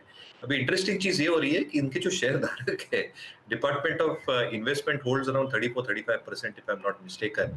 अगर एक प्रेफरेंशियल इशू हुआ, राइट्स हुआ या एक सब्सटेंशियल रेज हुआ, तो डाइल्यूशन होना लाजमी है बैलेंस शीट के ऊपर, and dilution will basically mean that equity dilutive होगी in terms of a large raise that probably happens from a balance sheet perspective. Obviously, I think ये सारी चीजों को मद्देनजर रखते हुए मुझे लगता है, I think even if all these options are taken out, numbers आते आते काफी समय लगेगा। I think the better play if this just seem to play out, जैसे असीम भी कह रहे थे, इंडस स्टार्स हो सकता है, क्योंकि कहीं ना कहीं आई थिंक एक जो इनकी टेंडेंसी है वोडाफोन को लेके, ये बरकरार रहेगी, और जो पे आउट्स उनको आने हैं शायद टाइम पे आ जाए rather than with a delay. वही है, क्योंकि लास्ट दिसंबर का क्वार्टर बहुत सॉलिड नंबर्स थे, लेकिन कंपनी ने कहा कि जनवरी में जो 300 करोड़ का पेमेंट हुआ था वो पहले फैक्टर इन हो चुका था, 10,000 करोड़ का बकाया। तो इंडस टावर एक क्रूशियल ट्रेड रहेगा वॉच करने के लिए। प्रशांत, इंडस टावर में कोई ट्रेड की अपॉर्चुनिटी इस समय अटेम्प्ट की जाए इस फाइनल आउटकम से पहले? वैसे ये स्टॉक भी फिजल आउट हो चुका है, या फिर कल सुबह ही देखेंगे? जी हर्षा जी, अगर हम करंटली देखें तो ये थोड़ा सा एक कूल डाउन हो रहा है 240-242 के बीच में। मुझे लग रहा है कि अभी भी 235 के स्टॉप लॉस से इसमें बना रहना चाहिए, 235 स्पॉट, और ये स्टॉक कंफर्टेबली 250-252 तक के लेवल दिखा सकता है। तो रिस्क रिवॉर्ड जस्टिफाइड है और एक गैप सपोर्ट भी है, तो बिल्कुल मुझे लग रहा है कि इन्वेस्टेड रहना चाहिए। ओके, इंडस टावर्स आपकी स्क्रीन पे डिस्कशन आपने पूरा सुना है। मीनवाइल निफ्टी अगेन एक पुश देता हुआ 22,182, अच्छा मूव यहाँ पे, बट रीसेंट मूव में 2-3 स्टॉक्स का जहाँ पे स्ट्रॉन्ग कंट्रीब्यूशन है वो है IT, ऑटो, टाटा मोटर्स और M&M को लेकर आई। अब 1950 हो गया, 1933 का भाव 1950 हो गया। टाटा मोटर्स अच्छा करता हुआ, बेहतरीन ट्रेड रहा, इस क्लोजिंग का सबसे बेहतरीन ट्रेड था आपका M&M। एक स्टॉक आपकी स्क्रीन पे और आएगा भी जो कि एक अच्छे मूव के लिए शायद तैयार हो रहा है, और डायरेक्टर साहब स्क्रीन पे इसकी एक कॉल रखिएगा। आप रखिएगा पावर ग्रिड को। डायरेक्टर साहब ये बैन में तो नहीं है ना पावर ग्रिड? मेरे को एक बताइएगा प्लीज़ एक बार। बट 291.40 पर आई एम नॉट श्योर कि ये बैन में है। नहीं है। इसके 290 की कॉल ही रखिए स्क्रीन पे। और ये 6 फरवरी से लेकर अब तक की पूरी की टाइम फ्रेम की अगर आप चैनल को देखें तो बहुत खूबसूरती से बाइसेक्ट होती हुई 1425 पे अप्रॉक्सीमेटली 5% की कॉस्ट है एट द मनी कॉल की। 1425 पे ट्रेड करते 5% हो गए लगभग। आपका व्यू इस पर क्या होगा मानस, इस ऑप्शन पे 1425? देखिए, पावर ग्रिड पे 10 बजे के शो में मैंने यहाँ पर रिकमेंडेशन भी दिया है, क्योंकि मेरा समझना है कि शायद बहुत ही जल्द यहाँ पर आपको 300 रुपए तक के भाव भी देखने को मिल सकते हैं। तो पावर ग्रिड में खरीदारी करने की ही राय रहेगी। अगर ऑप्शन में ट्रेड लेना होगा तो 295 का मार्च वाला कॉल ऑप्शन देख सकते हैं, वहां पर 12 रुपए के आसपास के प्राइस चल रहे हैं। 9 रुपए के स्टॉप लॉस से इस ऑप्शन में आप खरीदारी कर सकते हैं वीरेंद्र जी। आई थिंक 18 से लेकर 20 रुपए तक के टारगेट पावर ग्रिड के 295 के मार्च वाले कॉल ऑप्शन में देखने को मिल सकते हैं। ओके, और 295 की कॉल। मानस थोड़ा सा स्लाइटली आउट ऑफ मनी जाएंगे, ठीक है, अपनी कॉस्ट को थोड़ा सा, और क्योंकि हम अगर कन्विक्शन है हमारे पास कि इस ब्रेकआउट पे हम खेल सकते हैं तो स्लाइटली कम कॉस्ट पे करेंगे और थोड़ा स्लाइटली आउट ऑफ मनी जाएंगे। एट 1225 इस कॉल को लेंगे हम। खैर अभी काम करते हैं, यहाँ पर 4 का चौका निपटा लेते हैं। 4 ट्रेड्स आपकी स्क्रीन पे आएंगे। सस्ता ऑप्शन आएगा प्रशांत जी के सौजन्य से, और वो बताएंगे आज का सस्ता ऑप्शन। FNO सुपरस्टार रचना जी के सौजन्य से आएगा। 4 का चमत्कार श्रीकांत चौहान जी, और मिड कैप फंडा मयूरी जी के वजह से आएगा। प्रशांत जी बताइए आज का सस्ता ऑप्शन क्या पिक कर रहे हैं? वीरू जी, महीने की शुरुआत है, ऑप्शंस के प्रीमियम काफी हाई है। इसमें मुझे एक ऑप्शन जो अच्छा लग रहा है, जहाँ पे एक अच्छी डिप आई है स्टॉक में और मुझे लग रहा है यहाँ पे मोमेंटम पिक हो सकता है, वो है अपोलो हॉस्पिटल्स, फार्मा क्षेत्र से। तो यहाँ पे अपोलो की जो मार्च महीने की 6,700 की कॉल है, 6,700 करीबन 200 पे चल रही है, 202 पे। इसको हम 175 के स्टॉप लॉस से खरीदेंगे, ज्यादा बड़ा स्टॉप लॉस नहीं रखेंगे, 175। और इसमें जो टारगेट होगा वो टारगेट 1 होगा 250, टारगेट 2 होगा 265 का, 265। ओके, तो पहला ट्रेड यहाँ पे हो गया सस्ता ऑप्शन और अपोलो की 202 की कॉल है। अच्छी बात इस ट्रेड में देखिए बताना जरूरी है, रिजल्ट्स आए, रिजल्ट्स के बाद एक वर्टिकल राइज था, फिर कूलिंग ऑफ हुई और कूलिंग ऑफ के बाद थोड़े रोल ओवर्स भी हो गए, थोड़े से अगर आप देखिए बैकफुट पे जब स्टॉक आया, लेकिन अब फिर एग्रेशन इस स्टॉक में आ रहा है, उसको प्रशांत प्ले करना चाहते हैं। रचना जी हमारे साथ हैं अब आज के सुपरस्टार के लिए। रचना जी क्या पिक करेंगे आप? जी, सुपरस्टार के लिए मैं पिकअप करूंगी एलएनटी के फ्यूचर्स को, जिससे हमने आज सुबह दिन की शुरुआत भी करी थी। और यहाँ पे इस टाइम पे एक मोमेंटम बिल्ड हो रहा है, जो पूरे दिन के कंसोलिडेशन में से इस काउंटर को बाहर निकालता हुआ नजर आ रहा है। तो फ्यूचर्स के हिसाब से इसको हम लॉन्ग करेंगे और एसएल लगाएंगे 3485 पे। 3485 के एसएल के साथ यहाँ पे टारगेट बनेगा 3520 का। फिलहाल आपके लिए एक ट्रेड एलएनटी के साइट पर आता हुआ एक मोमेंटम स्टॉक है, यहाँ पर आप खरीदारी करके चले, 3500 पर है। श्रीकांत आपकी बारी, बताइए चार्ट का चमत्कार। बिल्कुल, तो मुझे लग रहा है कि यहाँ पे इंडसइंड बैंक ये एक ऐसा स्टॉक है कि जहाँ पे डबल बॉटम फॉर्मेशन बना है, साथ ही साथ एक बड़े फॉल के बाद शायद ये स्टॉक ट्रायंगल भी बना रहा है। तो ये क्लियरली इंडिकेट कर रहा है कि ये स्टॉक कंसोलिडेट हो रहा है और यहाँ से इसमें अगर तेजी बनती है तो ये स्टॉक वापस से एक बार 1565 या 1575 के लेवल्स दिखा सकता है। प्लीज। तो करंट लेवल से इंडसइंड बैंक को लॉन्ग किया जा सकता है, जो अराउंड 1488 या 1490 के करीब ट्रेड कर रहा है। स्टॉप लॉस यहाँ पे रखना है हमें 1440 का, तो 1440 का स्टॉप लॉस रखिए और इंडसइंड बैंक को करंट लेवल से खरीदें। इंडसइंड बैंक में एक अपॉर्चुनिटी तेजी की साफ बनती दिखाई दे रही है। मयूरेश आपका मिड कैप फंडा? तो हर्षदा जी, हमें पॉली मेडिक्योर काफी अच्छा लग रहा है at this level at MarketSmith India. 2-3 वजह। एक, आई थिंक जो कमेंट्री रही है मैनेजमेंट की स्पेसिफिकली पोस्ट नंबर्स, उन्होंने अपना रेवेन्यू गाइडेंस ऊपर बढ़ा दिया है। So they are expecting revenue to grow in that band of 22 to 24%। जहां तक मार्जिन्स का सवाल रहा है, उन्होंने 9 महीने के पहले यानी at the beginning of the financial year 24 से 25% की मार्जिन्स का रेंज दिया था, but they are delivering close to 26% तो हमें लगता है 26% मार्जिन्स स्टेडी स्टेट में शायद ये कंपनी डिलीवर कर पाए in the next few quarters. और इसके कुछ वजह भी है। एक, आई थिंक जो इन्होंने केपेक्स किया था अपने प्लांट्स के ऊपर, a large part of that capex is already done and dusted, और जैसे ये प्लांट्स का परफॉर्मेंस रैंप अप होते जाएगा, both in terms of the hospital machines और जो हॉस्पिटल इक्विपमेंट ये सप्लाई करते हैं इंडिया में भी, and some portion of that in terms of the export market as well, यहाँ पे मार्जिन प्रोफाइल अच्छी खासी बढ़नी चाहिए। दूसरा, इनकी जो इटालियन सब्सिडरी है, इन्होंने अच्छा खासा परफॉर्मेंस दिया है for the first 9 months and that should expect to continue on a steady state basis। जो मेड इन इंडिया मशीन्स है उसका जो कंटेंट है ये 50% के आसपास लेके आए हैं and that is expected to grow even further, which means तो इनपुट कॉस्ट स्टेबिलिटी और जो इनपुट कॉस्ट है ये भी मार्जिन्स को अच्छा खासा सपोर्ट करेंगे। लेवरेज बहुत ज्यादा बुक्स पे है ही नहीं at this juncture as we speak, और एक्सपेक्टेशन यही है कि 8 से 10 नए प्रोडक्ट्स ये इंट्रोड्यूस करेंगे both locally as well as in the export markets.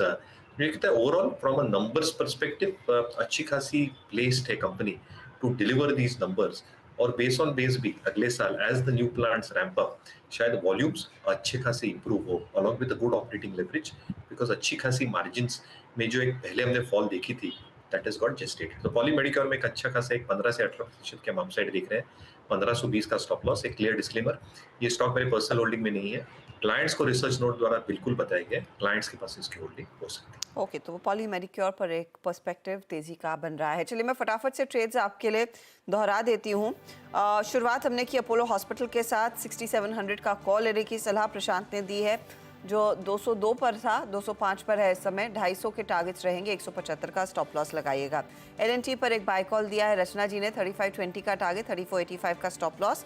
और इंडसइंड बैंक पसंद है श्रीकांत को, जहां पर 1520 के अपॉर्चुनिटी साफ बनती दिखाई दे रही है। और अभी अभी बात हुई मिड कैप फंडा में पॉली मेडिक्योर की स्टॉक 2.25% ऊपर है।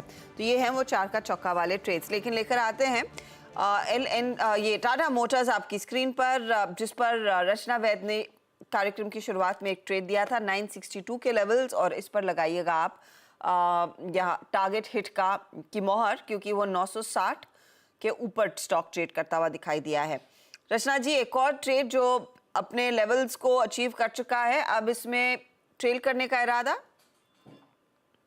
जी, टाटा मोटर्स ने तो आज बहुत ही सुप्रीम परफॉर्मेंस दिया है, और उसके बावजूद भी अगर आप डेली चार्ट पे देखें तो this is day 1 of the move. तो अगर कोई स्विंग के हिसाब से पोजीशन प्ले करना चाहता है तो उनके लिए डेफिनेटली यहाँ पे और स्कोप है। और जो भी इंट्राडे डिप्स वगैरह आते रहेंगे, जैसे आज भी आए थे, उसमें अगर वो पोजीशन ऐड करेंगे तो ऊपर वाली साइड पे ये काउंटर बहुत जल्दी हमें 970 को क्रॉस करते हुए दिखाई देगा, और डाउन साइड पे ट्रेडिंग स्टॉप लॉस के तौर पे 946 को देखना चाहिए। 946 को आप देख रही हैं, स्टॉप लॉस ट्रेल करेंगी। अच्छा, ये दूसरा जो है ट्रेड आशीष बहेती वाला है, जो इन्होंने ऑप्शन का दिया था 980 का कॉल उन्होंने कहा था, 30 का टारगेट रहेगा, वो भी अचीव हो चुका है। और जो फ्यूचर्स में 960 का टारगेट था रचना जी का, वो भी अचीव हो चुका है। तो यहाँ पर एक अच्छा खासा तेजी वाला मोमेंटम, स्टॉक 1000 पहुंचेगा, मेरे ख्याल में बहुत कम लोगों को अंदाजा होगा। मयूरेश, जब इसकी बात हम पहले करते थे, क्या लगा था कि नियरली 1000 को स्कर्ट करेगा? नहीं, इतनी जल्दी तो नहीं लगा था, to be very honest, but I think outstanding move रही है, probably numbers are justifying। जी हाँ, बहुत बड़ा मूव इसमें आता हुआ दिखाई दिया है, लकीली सो। अच्छा, इस बीच थोड़ा सा फोकस शिफ्ट करते हैं। कल आपको याद होगा अदानी ग्रुप कंपनियों में अच्छी खासी तेजी बनती दिखाई दी थी, और अदानी एंटरप्राइजेस आपकी स्क्रीन पर रखेंगे, आज करीब 1% नीचे है, लेकिन कल एक अच्छा खासा फ्लो बना था तेजी का। दरअसल अदानी डिफेंस ने कानपुर में एशिया की सबसे बड़ी एमिनेशन फैक्ट्री का उद्घाटन किया, ये कल ही हुआ है, और 500 एकड़ में फैले इस फैक्ट्री से सेना को करीब 25% हथियार सप्लाई करने की क्षमता है। अब 1500 करोड़ की लागत से प्लान जो शुरू किया है, आगे स्केल का क्या इरादा है, कितनी और मजबूत प्रोडक्ट पाइपलाइन यहाँ पर बनती दिखाई देगी, इस सब पर कंपनी के वीपी जीत अदानी और प्रेसिडेंट आशीष राजवंशी से खास बातचीत की यतिन मोता ने।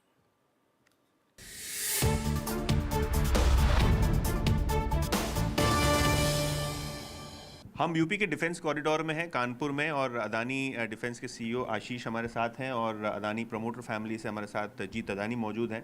बहुत बहुत धन्यवाद CNBC आवाज़ के साथ बातचीत करने के लिए और समय निकालने के लिए।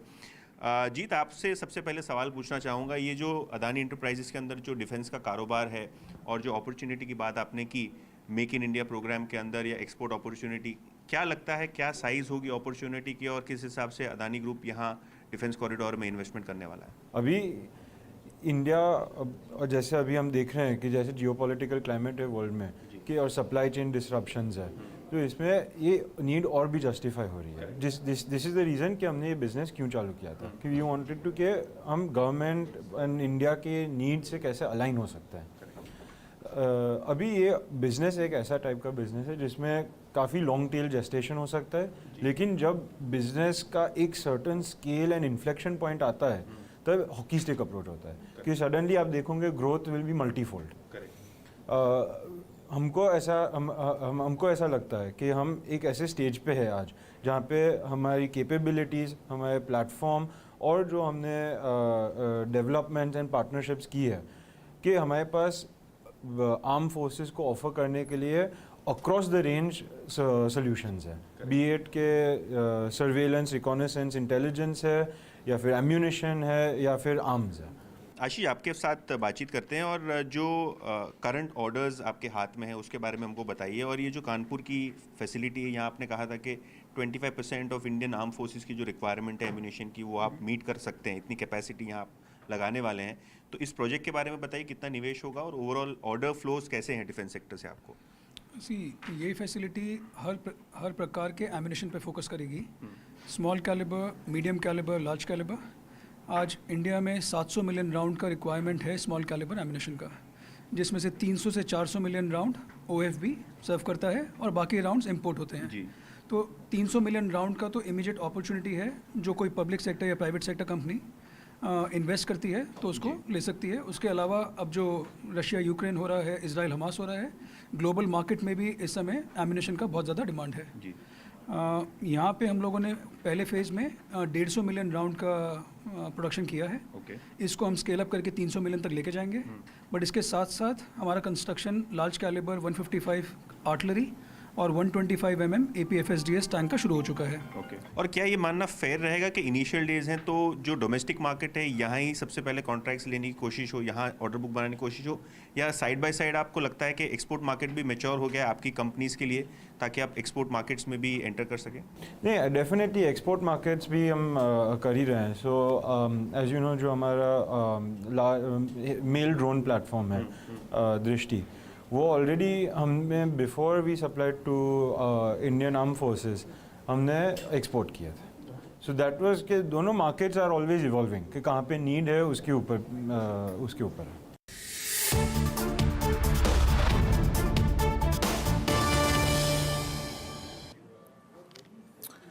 तो ये अदानी डिफेंस की जो योजनाएं थी उसको लेकर रहती हैं कि बातचीत होती मैनेजमेंट से आपकी स्क्रीन पे। और अदानी ग्रुप के स्टॉक्स में कल एक बहुत स्ट्रॉन्ग मूव था, सारे के सारे स्टॉक्स, चाहे अदानी इंटरप्राइजेस हो, अदानी पोर्ट्स हो, और सब में अच्छा मूव था। आज सारे के सारे काउंटर्स थोड़ा सा बैकफुट पैकेट ट्रेड कर रहे हैं। खैर, ये मैं अदानी ग्रुप के स्टॉक्स में आज थोड़ा सा मोमेंटम की कमी है तो यहाँ से बाहर निकलना चाहूँगा। अब इस बातचीत को आगे छोड़ के एक बार अब थोड़ा सा क्लोजिंग के आई थिंक सेटअप पे बात करते हैं। इट्स 22185 क्लोजिंग ठीक ठाक है, बट निफ्टी की क्लोजिंग ज़्यादा इंप्रेसिव है। बट अभी भी याद रखिएगा, ये क्लोजिंग जिस तरफ जा रही है वो इस दौर के सबसे बड़े कॉल राइटर्स के जोन के पास 22,200 300 वहीं पर प्लेस्ड है। स्ट्रॉन्ग है। और एक और चीज़ रखिएगा, निफ्टी आईटी अब करीब 300 अंक ऊपर, और एक बार फिर से प्रूव कर दिया इसने कि as of now 20 day exponential, जिसके लिए बहुत स्ट्रॉन्ग और सेफ जोन है। टीसीएस डे हाई पर आने की कोशिश करता हुआ ऑलमोस्ट। लेकिन मैं एक ट्रेड यहाँ पे और पिक करना चाहूँगा। देखिए, सन फार्मा तो बहुत स्ट्रॉन्ग चला, ग्रेनुअल्स एक बार 467.40 पे एक बार और लेते हैं क्योंकि उसके बाद हम थोड़ा सा बिग मार्केट वॉइसेस की तरफ जाएंगे। ग्रेनुअल्स भी एक मूव जनरेट करता हुआ 467.50 पे, अब ये भी रिकवरी देकर कल 475 का स्विंग हाई लगाया था, 482 का माफ कीजिएगा, सुबह 475 का स्विंग लगाया। अब लोअर लेवल से ये भी एक कर्व लेता हुआ 467.75 पे आके ट्रेड करता हुआ। खैर, मैं काम करता हूँ, इस पर भी ट्रेड अभी अवॉइड करता हूँ क्योंकि अभी ये पुल बैक जनरेट कर रहा है, लेकिन अभी ये सक्सीड नहीं हो पाया है। बिग मार्केट वॉइसेस पे चलते हैं और आज बिग मार्केट वॉइसेस में हमारे साथ श्री अभय अग्रवाल जुड़े हैं बातचीत करने के लिए। अभय जी नमस्कार, कार्यक्रम में स्वागत है आपका। ऑल टाइम हाई ट्रैजेक्टरी पे सर हम थोड़ा सा कंसोलिडेशन के मोड में चले गए हैं। थोड़ा सा पशुपेश इस बात का है कि बैंक निफ्टी जब अटक रहा है तो कौन सा स्टॉक हमें नई ट्रैजेक्टरी में ले जाएगा।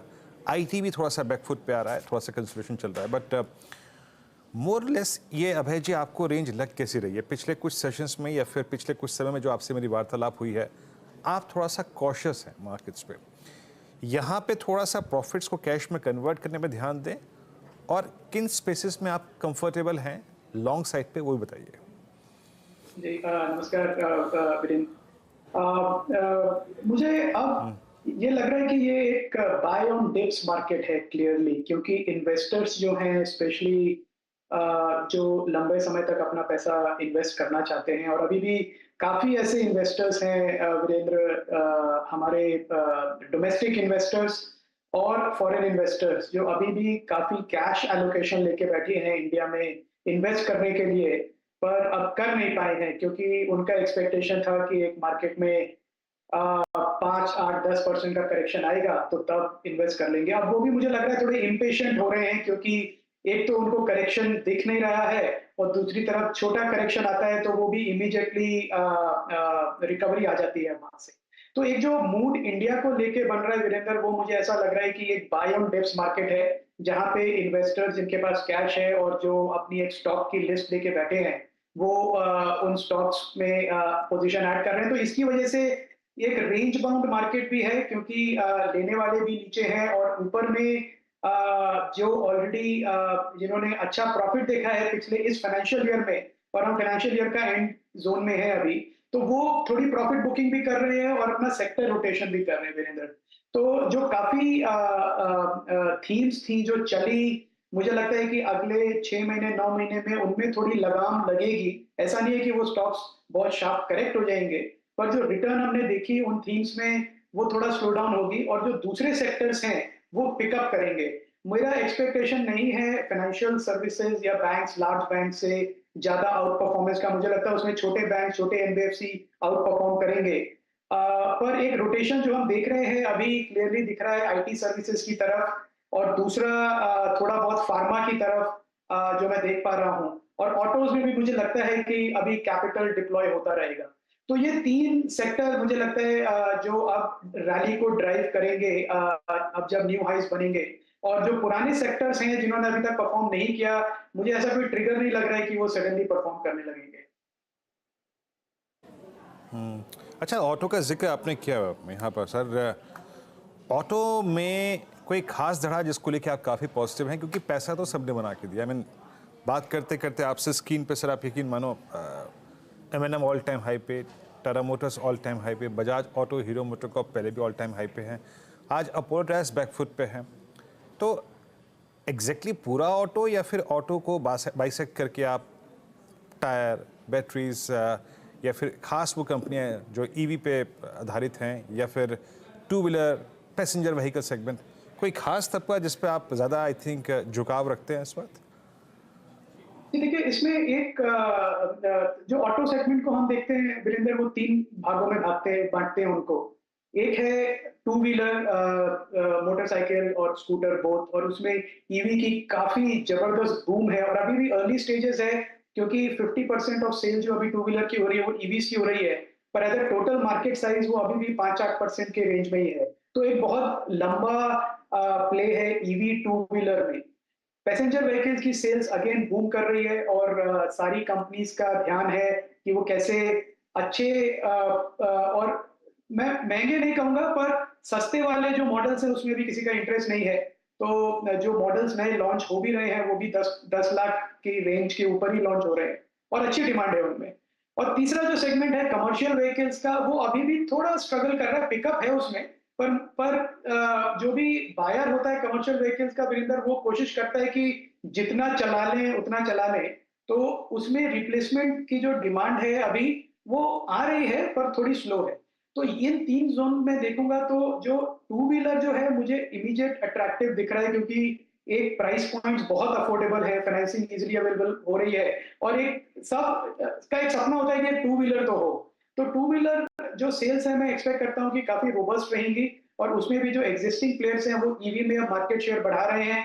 टीवीएस अब नंबर 2 प्लेयर है ईवी स्कूटर्स में, जो पहले नहीं था, और बाकी भी प्लेयर्स काफी, हीरो और बजाज भी कैचअप कर रहे हैं। तो मुझे लगता है स्लोली ये मार्केट भी ईवी टू व्हीलर का भी ये 3 बड़े प्लेयर्स ले लेंगे।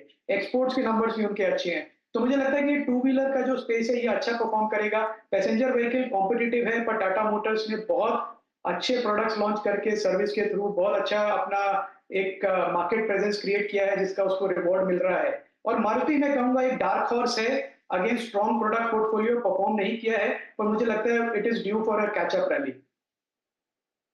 गुड आफ्टरनून अग्रवाल साहब, मैं आपकी नज़र इंश्योरेंस कंपनियों पर बनी है या नहीं ये जानना चाहती हूँ, क्योंकि आज ऑफ कोर्स हमने देखा आज ट्रेड में वो आईसीआईसीआई लोम्बार्ड में बड़ा ब्लॉक हुआ तो ऊर्जा आई है, लेकिन एचडीएफसी लाइफ, एसबीआई लाइफ, ये 2 काउंटर्स रुक रुक के थोड़ा बहुत इंटरेस्ट अट्रैक्ट करने लगे हैं।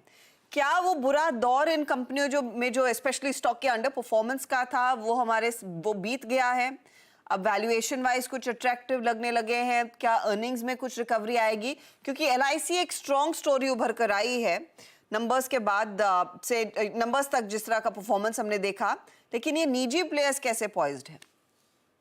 जी हर्षदा, इसमें ये इनको हम काफी टाइम से ट्रैक कर रहे हैं जो इंश्योरेंस प्लेयर, क्योंकि इंडिया में एक बड़ा प्ले है, बड़ी इंडस्ट्री है, और ये 3-4 साल पहले ये स्टॉक्स कंप्लीटली ओवरप्राइस्ड हो गए थे। मतलब 7-7, 8-8 टाइम्स एम्बेडेड बुक वैल्यू जो इनका एक बेसिक मीट्रिक होता है उस पर ट्रेड कर रहे थे, जो कि दुनिया में सबसे महंगे इंश्योरेंस स्टॉक इंडिया में थे। और वो वैल्यूएशन काफी हद तक करेक्ट हुई है। साइडवेज मूवमेंट में आप देखें पिछले 3-4 साल में इन स्टॉक्स ने कुछ परफॉर्मेंस नहीं की है, और वो इसलिए कि अर्निंग्स इंप्रूव हुई हैं, पर वैल्यूएशन करेक्शन हुआ है। ना एक बड़ा इंटरेस्टिंग जोन में है हर्षदा ये स्टॉक, ये अभी भी सस्ते नहीं है। एम्बेडेड वैल्यूएशन, एम्बेडेड वैल्यू का मैं मल्टीपल देखूंगा तो ये अभी भी ग्लोबल स्टैंडर्ड से काफी महंगे हैं। तो जो फॉरेन इन्वेस्टर्स हैं उनके लिए इन स्टॉक्स में अग्रेसिव बाइंग करना मुश्किल है, क्योंकि वो अपने लोकल मार्केट्स में, स्पेशली चाइना जैसे मार्केट में जो बीटन डाउन है, लिटरली हाफ द प्राइस पे आप इस साइज से 3-4 गुना बड़े इंश्योरेंस कंपनीज को बैक कर सकते हैं। पर एट द सेम टाइम मुझे लगता है इंडस्ट्री में ग्रोथ कंटिन्यू करेगा। मुझे नहीं लगता कि इन स्टॉक्स में कोई बड़ी रैली बनेगी अभी, क्योंकि जो इंश्योरेंस में पिकअप भी है पर कंपटीशन भी बढ़ा है। Health insurance, specially auto insurance, private players हैं, डिजिटल प्लेयर्स हैं। तो ये अगले 5-10 साल की स्टोरी है, मे बी ज्यादा। मुझे लगता है इन्वेस्टर्स को थोड़ा पेशेंस रखना चाहिए। इस रिस्क इसमें ये कि आप अच्छा स्टॉक ले लिए, सारी अच्छी कंपनीज हैं, पर आपको रिटर्न शायद 1-2 साल तक और ना मिले। दिक्कत यही है कि शायद जो पहले की दिक्कत थी वो अभी भी परसिस्ट करती है कि आप पोजीशन तो ले लेंगे लेकिन शायद 1-2 सालों तक आपको रिटर्न्स नहीं मिलेंगे। So we basically back to square one. अच्छा, कंजम्पशन थीम में और कंज्यूमर इलेक्ट्रॉनिक्स वाले बिजनेस में आज क्रॉम्पटन कंज्यूमर, जहां पर वो अपडेट आ रहा था कि एचडीएफसी म्यूचुअल फंड ने पोजीशन लेना शुरू की है, हेवल्स को लेकर कुछ ब्रोकरेज रिपोर्ट्स पॉजिटिव आने लगी है। क्या ये ब्रांड्स अब फिर से फोरफ्रंट पर आते हुए दिखाई देंगे? जी, अगेन सेम स्टोरी है हर्षदा, पर यहाँ पे मेरा डायग्नोसिस डिफरेंट है। ये भी सारे स्टॉक्स साइडवेज करेक्शन से निकले हैं। आप सारे white goods manufacturer, branded white goods manufacturers को देख लें, वोल्टास, ब्लू स्टार और जो आपने नाम लिए। पर अब एक थोड़ा डिमांड पिकअप है और दूसरा कि इनकी प्रॉफिटेबिलिटी मार्जिन बढ़ रहा है, क्योंकि commodity prices, steel, aluminium, electronic components काफी सप्रेस्ड हैं। और जो इन्होंने अपना डिस्ट्रीब्यूशन चेन बनाया है नेशनल लेवल पे, अब ये फायदा दिख रहा है। क्रॉम्पटन में स्पेशली बात करूं, अगेन मेरी बाय रिकमेंडेशन नहीं है ये, और ये पोर्टफोलियो में हमारे स्टॉक्स हो सकते हैं। तो क्रॉम्पटन एक यूनिक प्लेयर है इस स्पेस में, क्योंकि उसका जब कोई प्रमोटर नहीं है, और जब लास्ट टाइम जो प्राइवेट इक्विटी फंड ने एग्जिट लिया था उसके बाद से लेके अब तक प्राइस काफी स्टैग्नेट कर रहा है उसका, और उसकी वजह से उसका जो मल्टीपल है उस इंडस्ट्री का लोएस्ट मल्टीपल है, मेरे ख्याल से 28-29 टाइम के पी पे ट्रेड करता है, जो कि ऑन अ कंपैरेटिव बेसिस देखें तो काफी अट्रैक्टिव है। तो मुझे लगता है कि ये एक जोन है जहां पे वैल्यूएशंस करेक्ट हुए हैं एट अ लेवल की जहां पे ग्रोथ प्लस वैल्यू इन्वेस्टर्स दोनों थोड़ा बाय करना शुरू कर सकते हैं with a longer term perspective. एक, आई नो आप स्टॉक्स पर स्पेसिफिकली बोलना पसंद नहीं करते, लेकिन वर्लपूल में जो हमने इनके पेरेंट की तरफ से वो 51% स्टेक सेल देखा, वो ओपन मार्केट में आकर इन्होंने बेचा, और उसके बाद ये सीईओ ने जो सीएनबीसी इंटरनेशनल पे इंटरव्यू दिया था कि प्राइमरीली ये वैल्यूएशन इसकी काफ़ी ज़्यादा महंगी हो गई थी, 50 टाइम्स ट्रेड कर रहा था, तो हमें ये एसेट आर्बिट्राज लगा और वहां पर हमने स्टेक सेल किया। और लार्जली उस इंटरव्यू में वो ये भी मेंशन करते हैं कि हमारी पेरेंट की वैल्यूएशन शायद उतनी नहीं है जितनी ये इंडिया सब्सिडरी या फिर इंडिया काउंटर पार्ट कमांड कर रहा था। इस सिचुएशन को आप कैसे पढ़ेंगे, जहां पर हमने देखा है धीरे धीरे करके कुछ एमएनसीज इंडिकेट कर रही हैं वो स्टेक्स बेचेंगी, वो आईटीसी में जल्द होता हुआ दिखाई दे सकता है? मेरे को ये बहुत एक वीक प्रमोटर की थिंकिंग लगती है कि आप एक प्रमोटर हैं कि आप एक आर्बिट्राजर हैं। मतलब मैं कंपनीज का नाम लेना चाहूंगा, जैसे नेस्ले है, जॉनसन एंड जॉनसन है, आप यूनिलीवर को देख लीजिए, बहुत महंगे स्टॉक है। अपने जो पेरेंट है उससे जैसे अगर इनका मल्टीपल 50 टाइम है, पेरेंट का मल्टीपल, और मैं अभी देख रहा था नेस्ले का 22-23 टाइम है, और यूनिलीवर का भी उसी रेंज में है। तो मैंने कभी नहीं देखा उन्हें आके ये बोलते हुए कि हम आर्बिट्राज करेंगे। मतलब मुझे तो ये समझ में नहीं आता कि आपका जो बोर्ड है वो आपको आर्बिट्राज करने के लिए रिवॉर्ड कर रहा है कि आपको बिजनेस ग्रो करने के लिए रिवॉर्ड कर रहा है। मेरे हिसाब से ये बहुत नेगेटिव और वीक प्रमोटर का एग्जाम्पल है कि आप वैल्यू आर्बिट्राज कर रहे हैं, रादर देन सेइंग कि हम इंडिया का बिजनेस इतना बड़ा बनाएंगे, उसको $multi-billion बिजनेस बनाएंगे, हमारी कॉम्पिटिटिव पोजीशन अच्छी है, हम डिस्ट्रीब्यूशन बढ़ाएंगे, प्रोडक्ट बढ़ाएंगे, इनोवेट करेंगे। ये मैं सुनना चाहूंगा, ना कि हम आर्बिट्राज करेंगे और वो वहां पे महंगा है तो उसे बेच देंगे।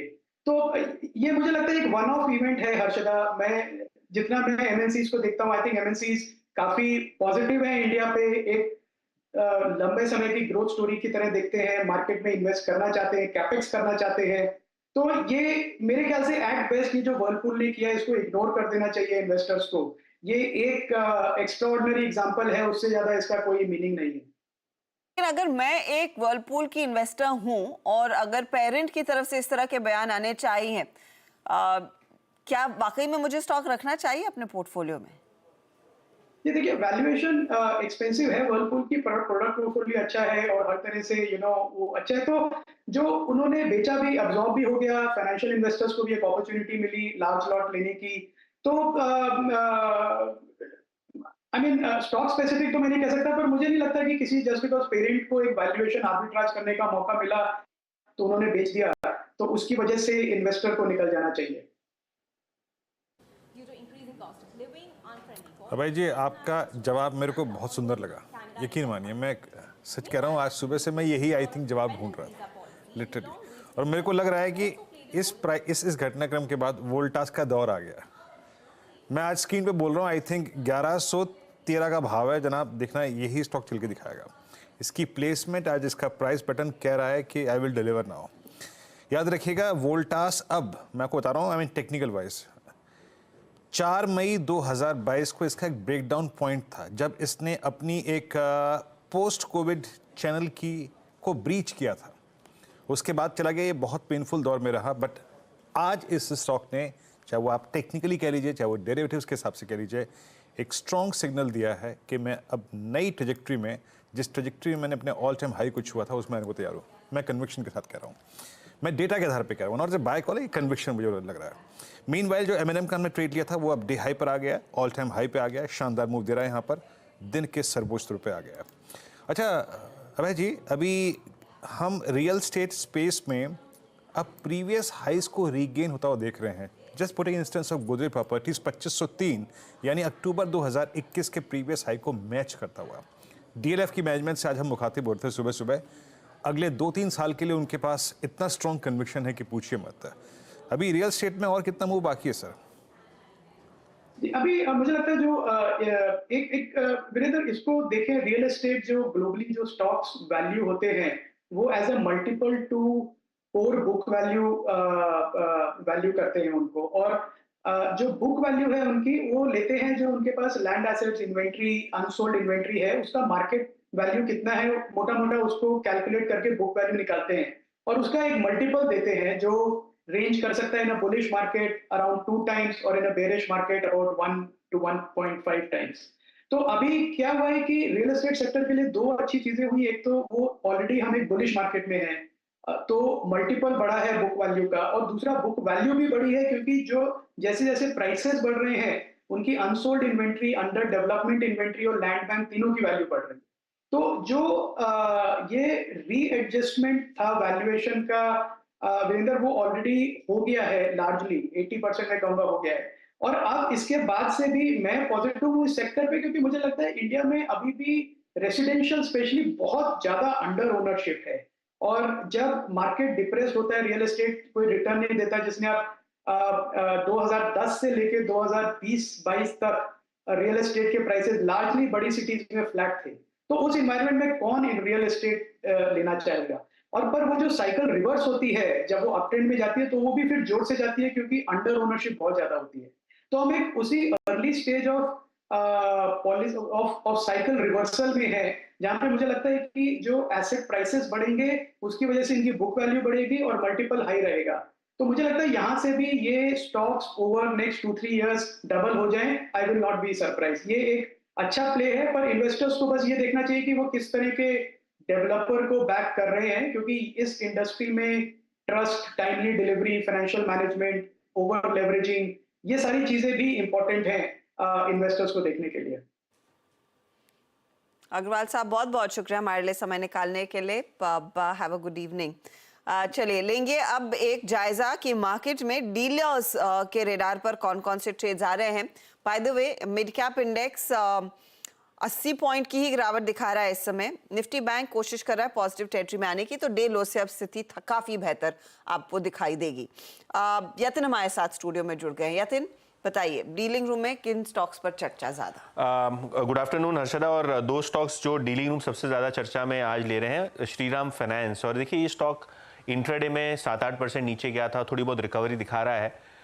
नोआमा के हिसाब से ये जो निफ्टी का जो लिस्ट आने वाला है उसमें निफ्टी 50 में सबसे बड़ा इंक्लूजन कैंडिडेट श्रीराम फाइनेंस है और ये वो रीट्रेड कर रहे हैं और शायद लोअर लेवल्स पे उनको लगता है कि ये स्टॉक एक्यूमुलेट करना चाहिए। बहुत सारे HNIs भी यहाँ खरीदारी कर रहे हैं, तो बाय ऑन डिक्लाइंस की स्ट्रैटेजी यहाँ डीलर्स अपना रहे हैं श्रीराम फाइनेंस में और उनको लगता है कि स्टॉक में 2400-2420 के लेवल्स यानी यहाँ से 3-4% ऊपर के लेवल्स देखने को मिलने चाहिए।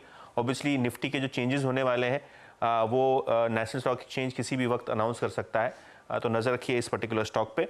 और आखिर में BEL, ये भी एक डिफेंस कंपनी है जहाँ डीलर्स को लोअर लेवल्स पे खरीदारी करने का मूड हो रहा है। इनफैक्ट मार्च सीरीज के लिए डीलर्स BEL का शेयर रेकमेंड कर रहे हैं अपने क्लाइंट्स को खरीदने के लिए। उनको लगता है पोजिशनली स्टॉक 220 तक भी जा सकता है, तो ये एक स्टॉक है जहाँ डीलर्स पोजिशनली खरीदारी करने की सलाह दे रहे हैं। जी हाँ, जितने शुक्रिया आपका। डीलर्स के एक्सपेक्टेशंस क्या हैं, उनकी माइंड रीडिंग थोड़ी सी यहाँ पर। BEL में स्ट्रॉन्ग व्यू है, अच्छा मूव देता हुआ ये स्टॉक। आज पूरा डिफेंस काफ़ी स्ट्रॉन्ग मूव दे रहा था। सुबह BEL, BML, HAL सब ने अपना आज इंट्राडे हाई क्रिएट किया। मीनवाइल वो वोल्टास को देखिए, अभी 1114 पे बात हो रही थी, 1118 हो गया स्क्रीन पे। निफ्टी डे हाई पर है बट अभी तक वो क्रैक पॉइंट जो परसों का था उसको रिगेन नहीं कर पाया है। आएंगे इंडस्ट्रीज पे आएंगे, बट पहले ट्रेड्स को पिक कर लेते हैं। मानस, वेडनेसडे मॉर्निंग के लिए क्या पिक करेंगे आप? देखिए मेरा ध्यान फेडरल बैंक पे है। फेडरल बैंक ने अपने 50 डे और 20 डे मूविंग एवरेज के आसपास सपोर्ट लिया और आज रिकवरी देखने इंटरडे चार्ट पे हाई टॉप हायर बॉटम बनने लगे हैं, तो मेरा समझना है कि यहाँ पर एक लॉन्ग साइड पे ट्रेड लेना चाहिए फेडरल बैंक के फ्यूचर में। करंट प्राइस 154.20 चल रहे हैं, करंट लेवल्स पे आप खरीदारी करिए इसके फ्यूचर में। स्टॉप लॉस 152.50 के रहेंगे और टारगेट 158 के रहेंगे। ओके, फेडरल बैंक 154.50 बाय है। प्रकाश सर, आपका ट्रेड क्या रहेगा? मेरा ट्रेड रहेगा आई थिंक L&T अच्छा लग रहा है, अब वो ऑन है, 3505 पर ट्रेड कर रहा है। यहाँ पर जो स्टॉप लगाना चाहिए वो होगा 3480 का, 15 रुपए का है, 25 रुपए का। ऑन द अपसाइड टारगेट 3600 के नजर आते हैं, काफी अच्छा टारगेट है L&T में एक अपॉर्चुनिटी तेजी की। रचना जी, आपका ट्रेड क्या रहेगा? जी मेरी तरफ से शॉर्ट साइड पे ट्रेड रहेगा नेशनल एल्यूमिनियम में, और यहाँ पे 155 का प्राइस है फ्यूचर्स पे। इसको अगर हम शॉर्ट करते हैं 2 रुपए के SL के साथ 157.5 पे SL लगाएंगे, तो पहला टारगेट रहेगा 152 एंड देन 150। 152-150 तक जा सकता है नाल्को शॉर्ट साइड का ट्रेड। प्रशांत? हर्षा जी, मुझे मेटल सेक्टर में JSW स्टील काफी अच्छा लग रहा है और 818 पे ट्रेड कर रहा है स्पॉट। स्टॉप लॉस में रखूंगा 805 टारगेट मेरा होगा 840 से लेके 845 845 के आसपास। ओके, JSW स्टील में एक अपॉर्चुनिटी। श्रीकांत, आप ट्रेड क्या पिक करेंगे? बिल्कुल, तो मुझे लग रहा है कि यहाँ पे जितने भी ऑटो कंपनीज हैं वहां पे भी एक अच्छा मोमेंटम बनते जा रहा है। तो करंट लेवल से आइशर मोटर्स को लॉन्ग किया जा सकता है जो तकरीबन 4000 के करीब ट्रेड कर रहा है। मल्टीपल हाइस को क्रॉस करने के बाद ये स्टॉक एक बार 4150 के लेवल्स भी दिखा सकता है। तो करंट लेवल से आइशर मोटर्स को लॉन्ग करें अराउंड 4000 के करीब। स्टॉप लॉस हमें यहाँ पे रखना है 3980 का, यानी 20 रुपए का स्टॉप लॉस रखना है। टारगेट्स नजर आते हैं 4100 से लेकर 4150 के। Okay, Eicher Motors. Mayuresh ji, आपका पिक क्या रहेगा? ये जो शो के शुरुआत में कहा था वीरू जी, आई थिंक KNR कंस्ट्रक्शन, उसको आपके वॉच लिस्ट पे रखें। अगर ये 295-300 जो हम पिवट देखते हैं मार्केट्स में, अगर ये क्रॉस होता है तो शायद अच्छा खासा मोमेंटम हो, इसलिए ये स्टॉक को फोकस पे रखें। Road players as I said, specifically जो एक मिक्स है EPC, बॉट, हैम वाले, जो एक्सपेक्टेशन है एसेट मोनेटाइज कर रहे हैं, जो वर्किंग कैपिटल रिक्वायरमेंट्स है और पोजिशनिंग है और जो लेवरेज है काफ़ी प्लेयर्स का with in this industry, I think is very well placed. मुझे लगता है ये एक सेक्टर है जो चला नहीं है अब तक compare to the rest of the infrastructure capital goods pack. तो ये सेक्टर में से आई थिंक स्टॉक्स जरूर आप फोकस पे रखें। KNR will be one. Okay, KNR construction. Meanwhile एक बार फिर से देखिए वोल्टास को, बाजार की रीडिंग को देखिए। वोल्टास 1124 पे जब बात की थी मैंने 14 पे 1114 पे, वहाँ से 10 रुपये और भाग गया है। सेटअप डेटा, डायरेक्टर साहब रोल ओवर के स्टैट्स लेके आइएगा। इस 3 दिन ने, आज के दिन ने, और आई थिंक वर्लपूल वाले इंसिडेंट ने इस स्टॉक की ट्रेजेक्ट्री को बिल्कुल बदल दिया है। जरा लेके आइए एक बार रोल ओवर के स्टैट्स, एक बार स्क्रीन के निचले भाग पे आपको नजर आएगा आई मीन किस तरीके से स्टॉक ने बदला है। मार्च फ्यूचर्स में करीब 27 लाख बिल्डअप है, जबकि फरवरी से स्क्वायर ऑफ हुए हैं करीब 3.25 लाख और 52.72, दैट मीन्स ट्यूजडे अगर सब कुछ अच्छा रहा तो मेरे ख्याल से रोल ओवर्स अप्रॉक्सीमेटली 84 to 94 चले जाएंगे। देख लीजिएगा, बता रहा हूँ मैं जिस क्वांटम में ये पोजीशन है इस वक्त। अब एक काम करते हैं, निफ्टी पे बातचीत करते हैं। देखिए निफ्टी पे जैसे कि मैं कह रहा था कि एज ए डे ट्रेडर मेरी भूमिका दूसरी रहेगी और एज ए पोजिशनल ट्रेडर मेरी भूमिका दूसरी रहेगी। मैंने कल भी कहा था लॉन्ग कैरी करिए, आज भी कह रहा हूँ लॉन्ग कैरी करिए, specially on Nifty. Day traders के लिए हमने पिक किया 22,066, 22,080 पे, स्क्वायर ऑफ कर दिया 22,117 पे। स्टैट्स मेरे फेवर में है अभी भी, जहाँ तक निफ्टी का सवाल है वो मेरे फेवर में है। बट याद रखिएगा एट एनी गिवन पॉइंट जब मैं पोजिशनल ट्रेड कैरी कर रहा हूँ अगले सेशन के लिए, मेरा रिस्क खुला है 22,050 तक और लगभग 21,950 तक। आपकी स्क्रीन पर 22,200 अभी भी एक बहुत चैलेंजिंग जोन है, क्योंकि वहाँ पे करीब 78 लाख का आउटस्टैंडिंग वाई है। और एक और बात याद रखिएगा, अगर हम 22,221 के जोन को बाइसेक्ट कर गए तो निफ्टी का स्विंग होगा 22,280 तक का। But as of now day trade नहीं करेंगे, मतलब अभी के डे ट्रेड में पोजिशन ट्रेड कैरी करिए, कोई दिक्कत की बात नहीं है। पुट राइटर्स के पास कन्विक्शन एट 22,050, 22,100, 65 लाख का आउटस्टैंडिंग वाई, यानी पुट राइटर आज 22,000 से खिसक के थोड़ा सा उसका कन्विक्शन 22,100 पर भी है। So as of now it's I think carry on Nifty. Nifty पे लॉन्ग ट्रेड कैरी करेंगे कल के सेशन के लिए भी, और निफ्टी बैंक पे कोई ट्रेड कैरी नहीं करेंगे, डे ट्रेड करेंगे। लोअर एजेस पे 46,500 पे पिक किया, 46,400 पे पिक किया, 46,800, 46,700 पे square off. As of now conviction सिर्फ निफ्टी पर है। आपके स्क्रीन पर ब्रेथ आएगी, मार्केट ब्रेथ। जरा मार्केट ब्रेथ दिखाइएगा एक बार। याद रखिएगा मार्केट ब्रेथ को अब थोड़े से हम बदले सर्कमस्टेंसेस में देखेंगे, क्योंकि अब इस पर इम्पैक्ट जो है वो थोड़ा सा रोल ओवर्स का इम्पैक्ट है आपकी स्क्रीन पे। जैसे कि मैं कह रहा हूँ कि अगर किसी स्टॉक पे नेक्स्ट मंथ में, मार्च में किसी भी प्रकार का बिल्डअप हो, लेकिन वो काउंट होगा लॉन्ग अनवाइंडिंग में। लॉन्ग अनवाइंडिंग 78, कुछ देर के लिए इस फिगर को किनारे कर देते हैं। Short 23, that's I think thin है। शॉर्ट कवरिंग 62 में, ये भी अच्छा है, और लॉन्ग 22। मेन चीज़ है ये सेंटर पॉइंट में। अगली स्लाइड में आते हैं। अब ये लॉन्ग कहाँ पर है। लॉन्ग में ऑटो की बहुत स्ट्रॉन्ग प्रेजेंस है। Look at ICICI Lombard, Tata Motors at all time high. मेरे ख्याल से yes, Tata Motors all time high पे क्लोज हो रहा है, 0.3%, yes all time high. TCS IT में closer to its all time high. InfoEdge industrial bank में काफ़ी स्ट्रॉन्ग मूव था, तो यहाँ पे सबकी प्रेजेंस है, आईटी की है, ऑटो की है। सेकेंड स्लाइड में हेवल्स, आज हेवल्स और वोल्टास दोनों ने काफ़ी स्ट्रॉन्ग मूव दिया। हेवल्स आज फर्स्ट टिक में ही अपनी ऑल टाइम हाई, मतलब इस दौर की हाईएस्ट ट्रैजेक्टरी पे खुला था, और यस ये है दिसंबर 2021 के बाद की हाईएस्ट ट्रैजेक्टरी। एबीबी में स्ट्रॉन्ग मूव था, Tata communication, JK Siemens, mid cap IT में बिरला सॉफ्ट, यहाँ पर आज शॉर्ट कवरिंग थी। नेक्स्ट स्लाइड पे आते हैं जहाँ पे शॉर्ट है Shriram finance, Dalmia Bharat, Ipca labs, Page industries, L&T finance holding, यहाँ पे आज थोड़े बहुत शॉर्ट बिल्डअप हुए। और जहाँ तक लॉन्ग अनवाइंडिंग का सवाल है, ये बहुत गौर करने लायक स्लाइड नहीं है, इसको छोड़ते हैं यहाँ पर। बट हर्षदा, हम एक ठीक ठाक क्लोजिंग की तरफ बढ़ रहे हैं, बट इंडेक्स अभी भी निफ्टी लॉन्ग ट्रेडर के फेवर में है। Not sure about bank Nifty, but एक बात है, ये दिन आज एक बार फिर से स्टॉक स्पेसिफिक अगर आप होकर ट्रेड करते तो बहुत शानदार था। हर्षदा।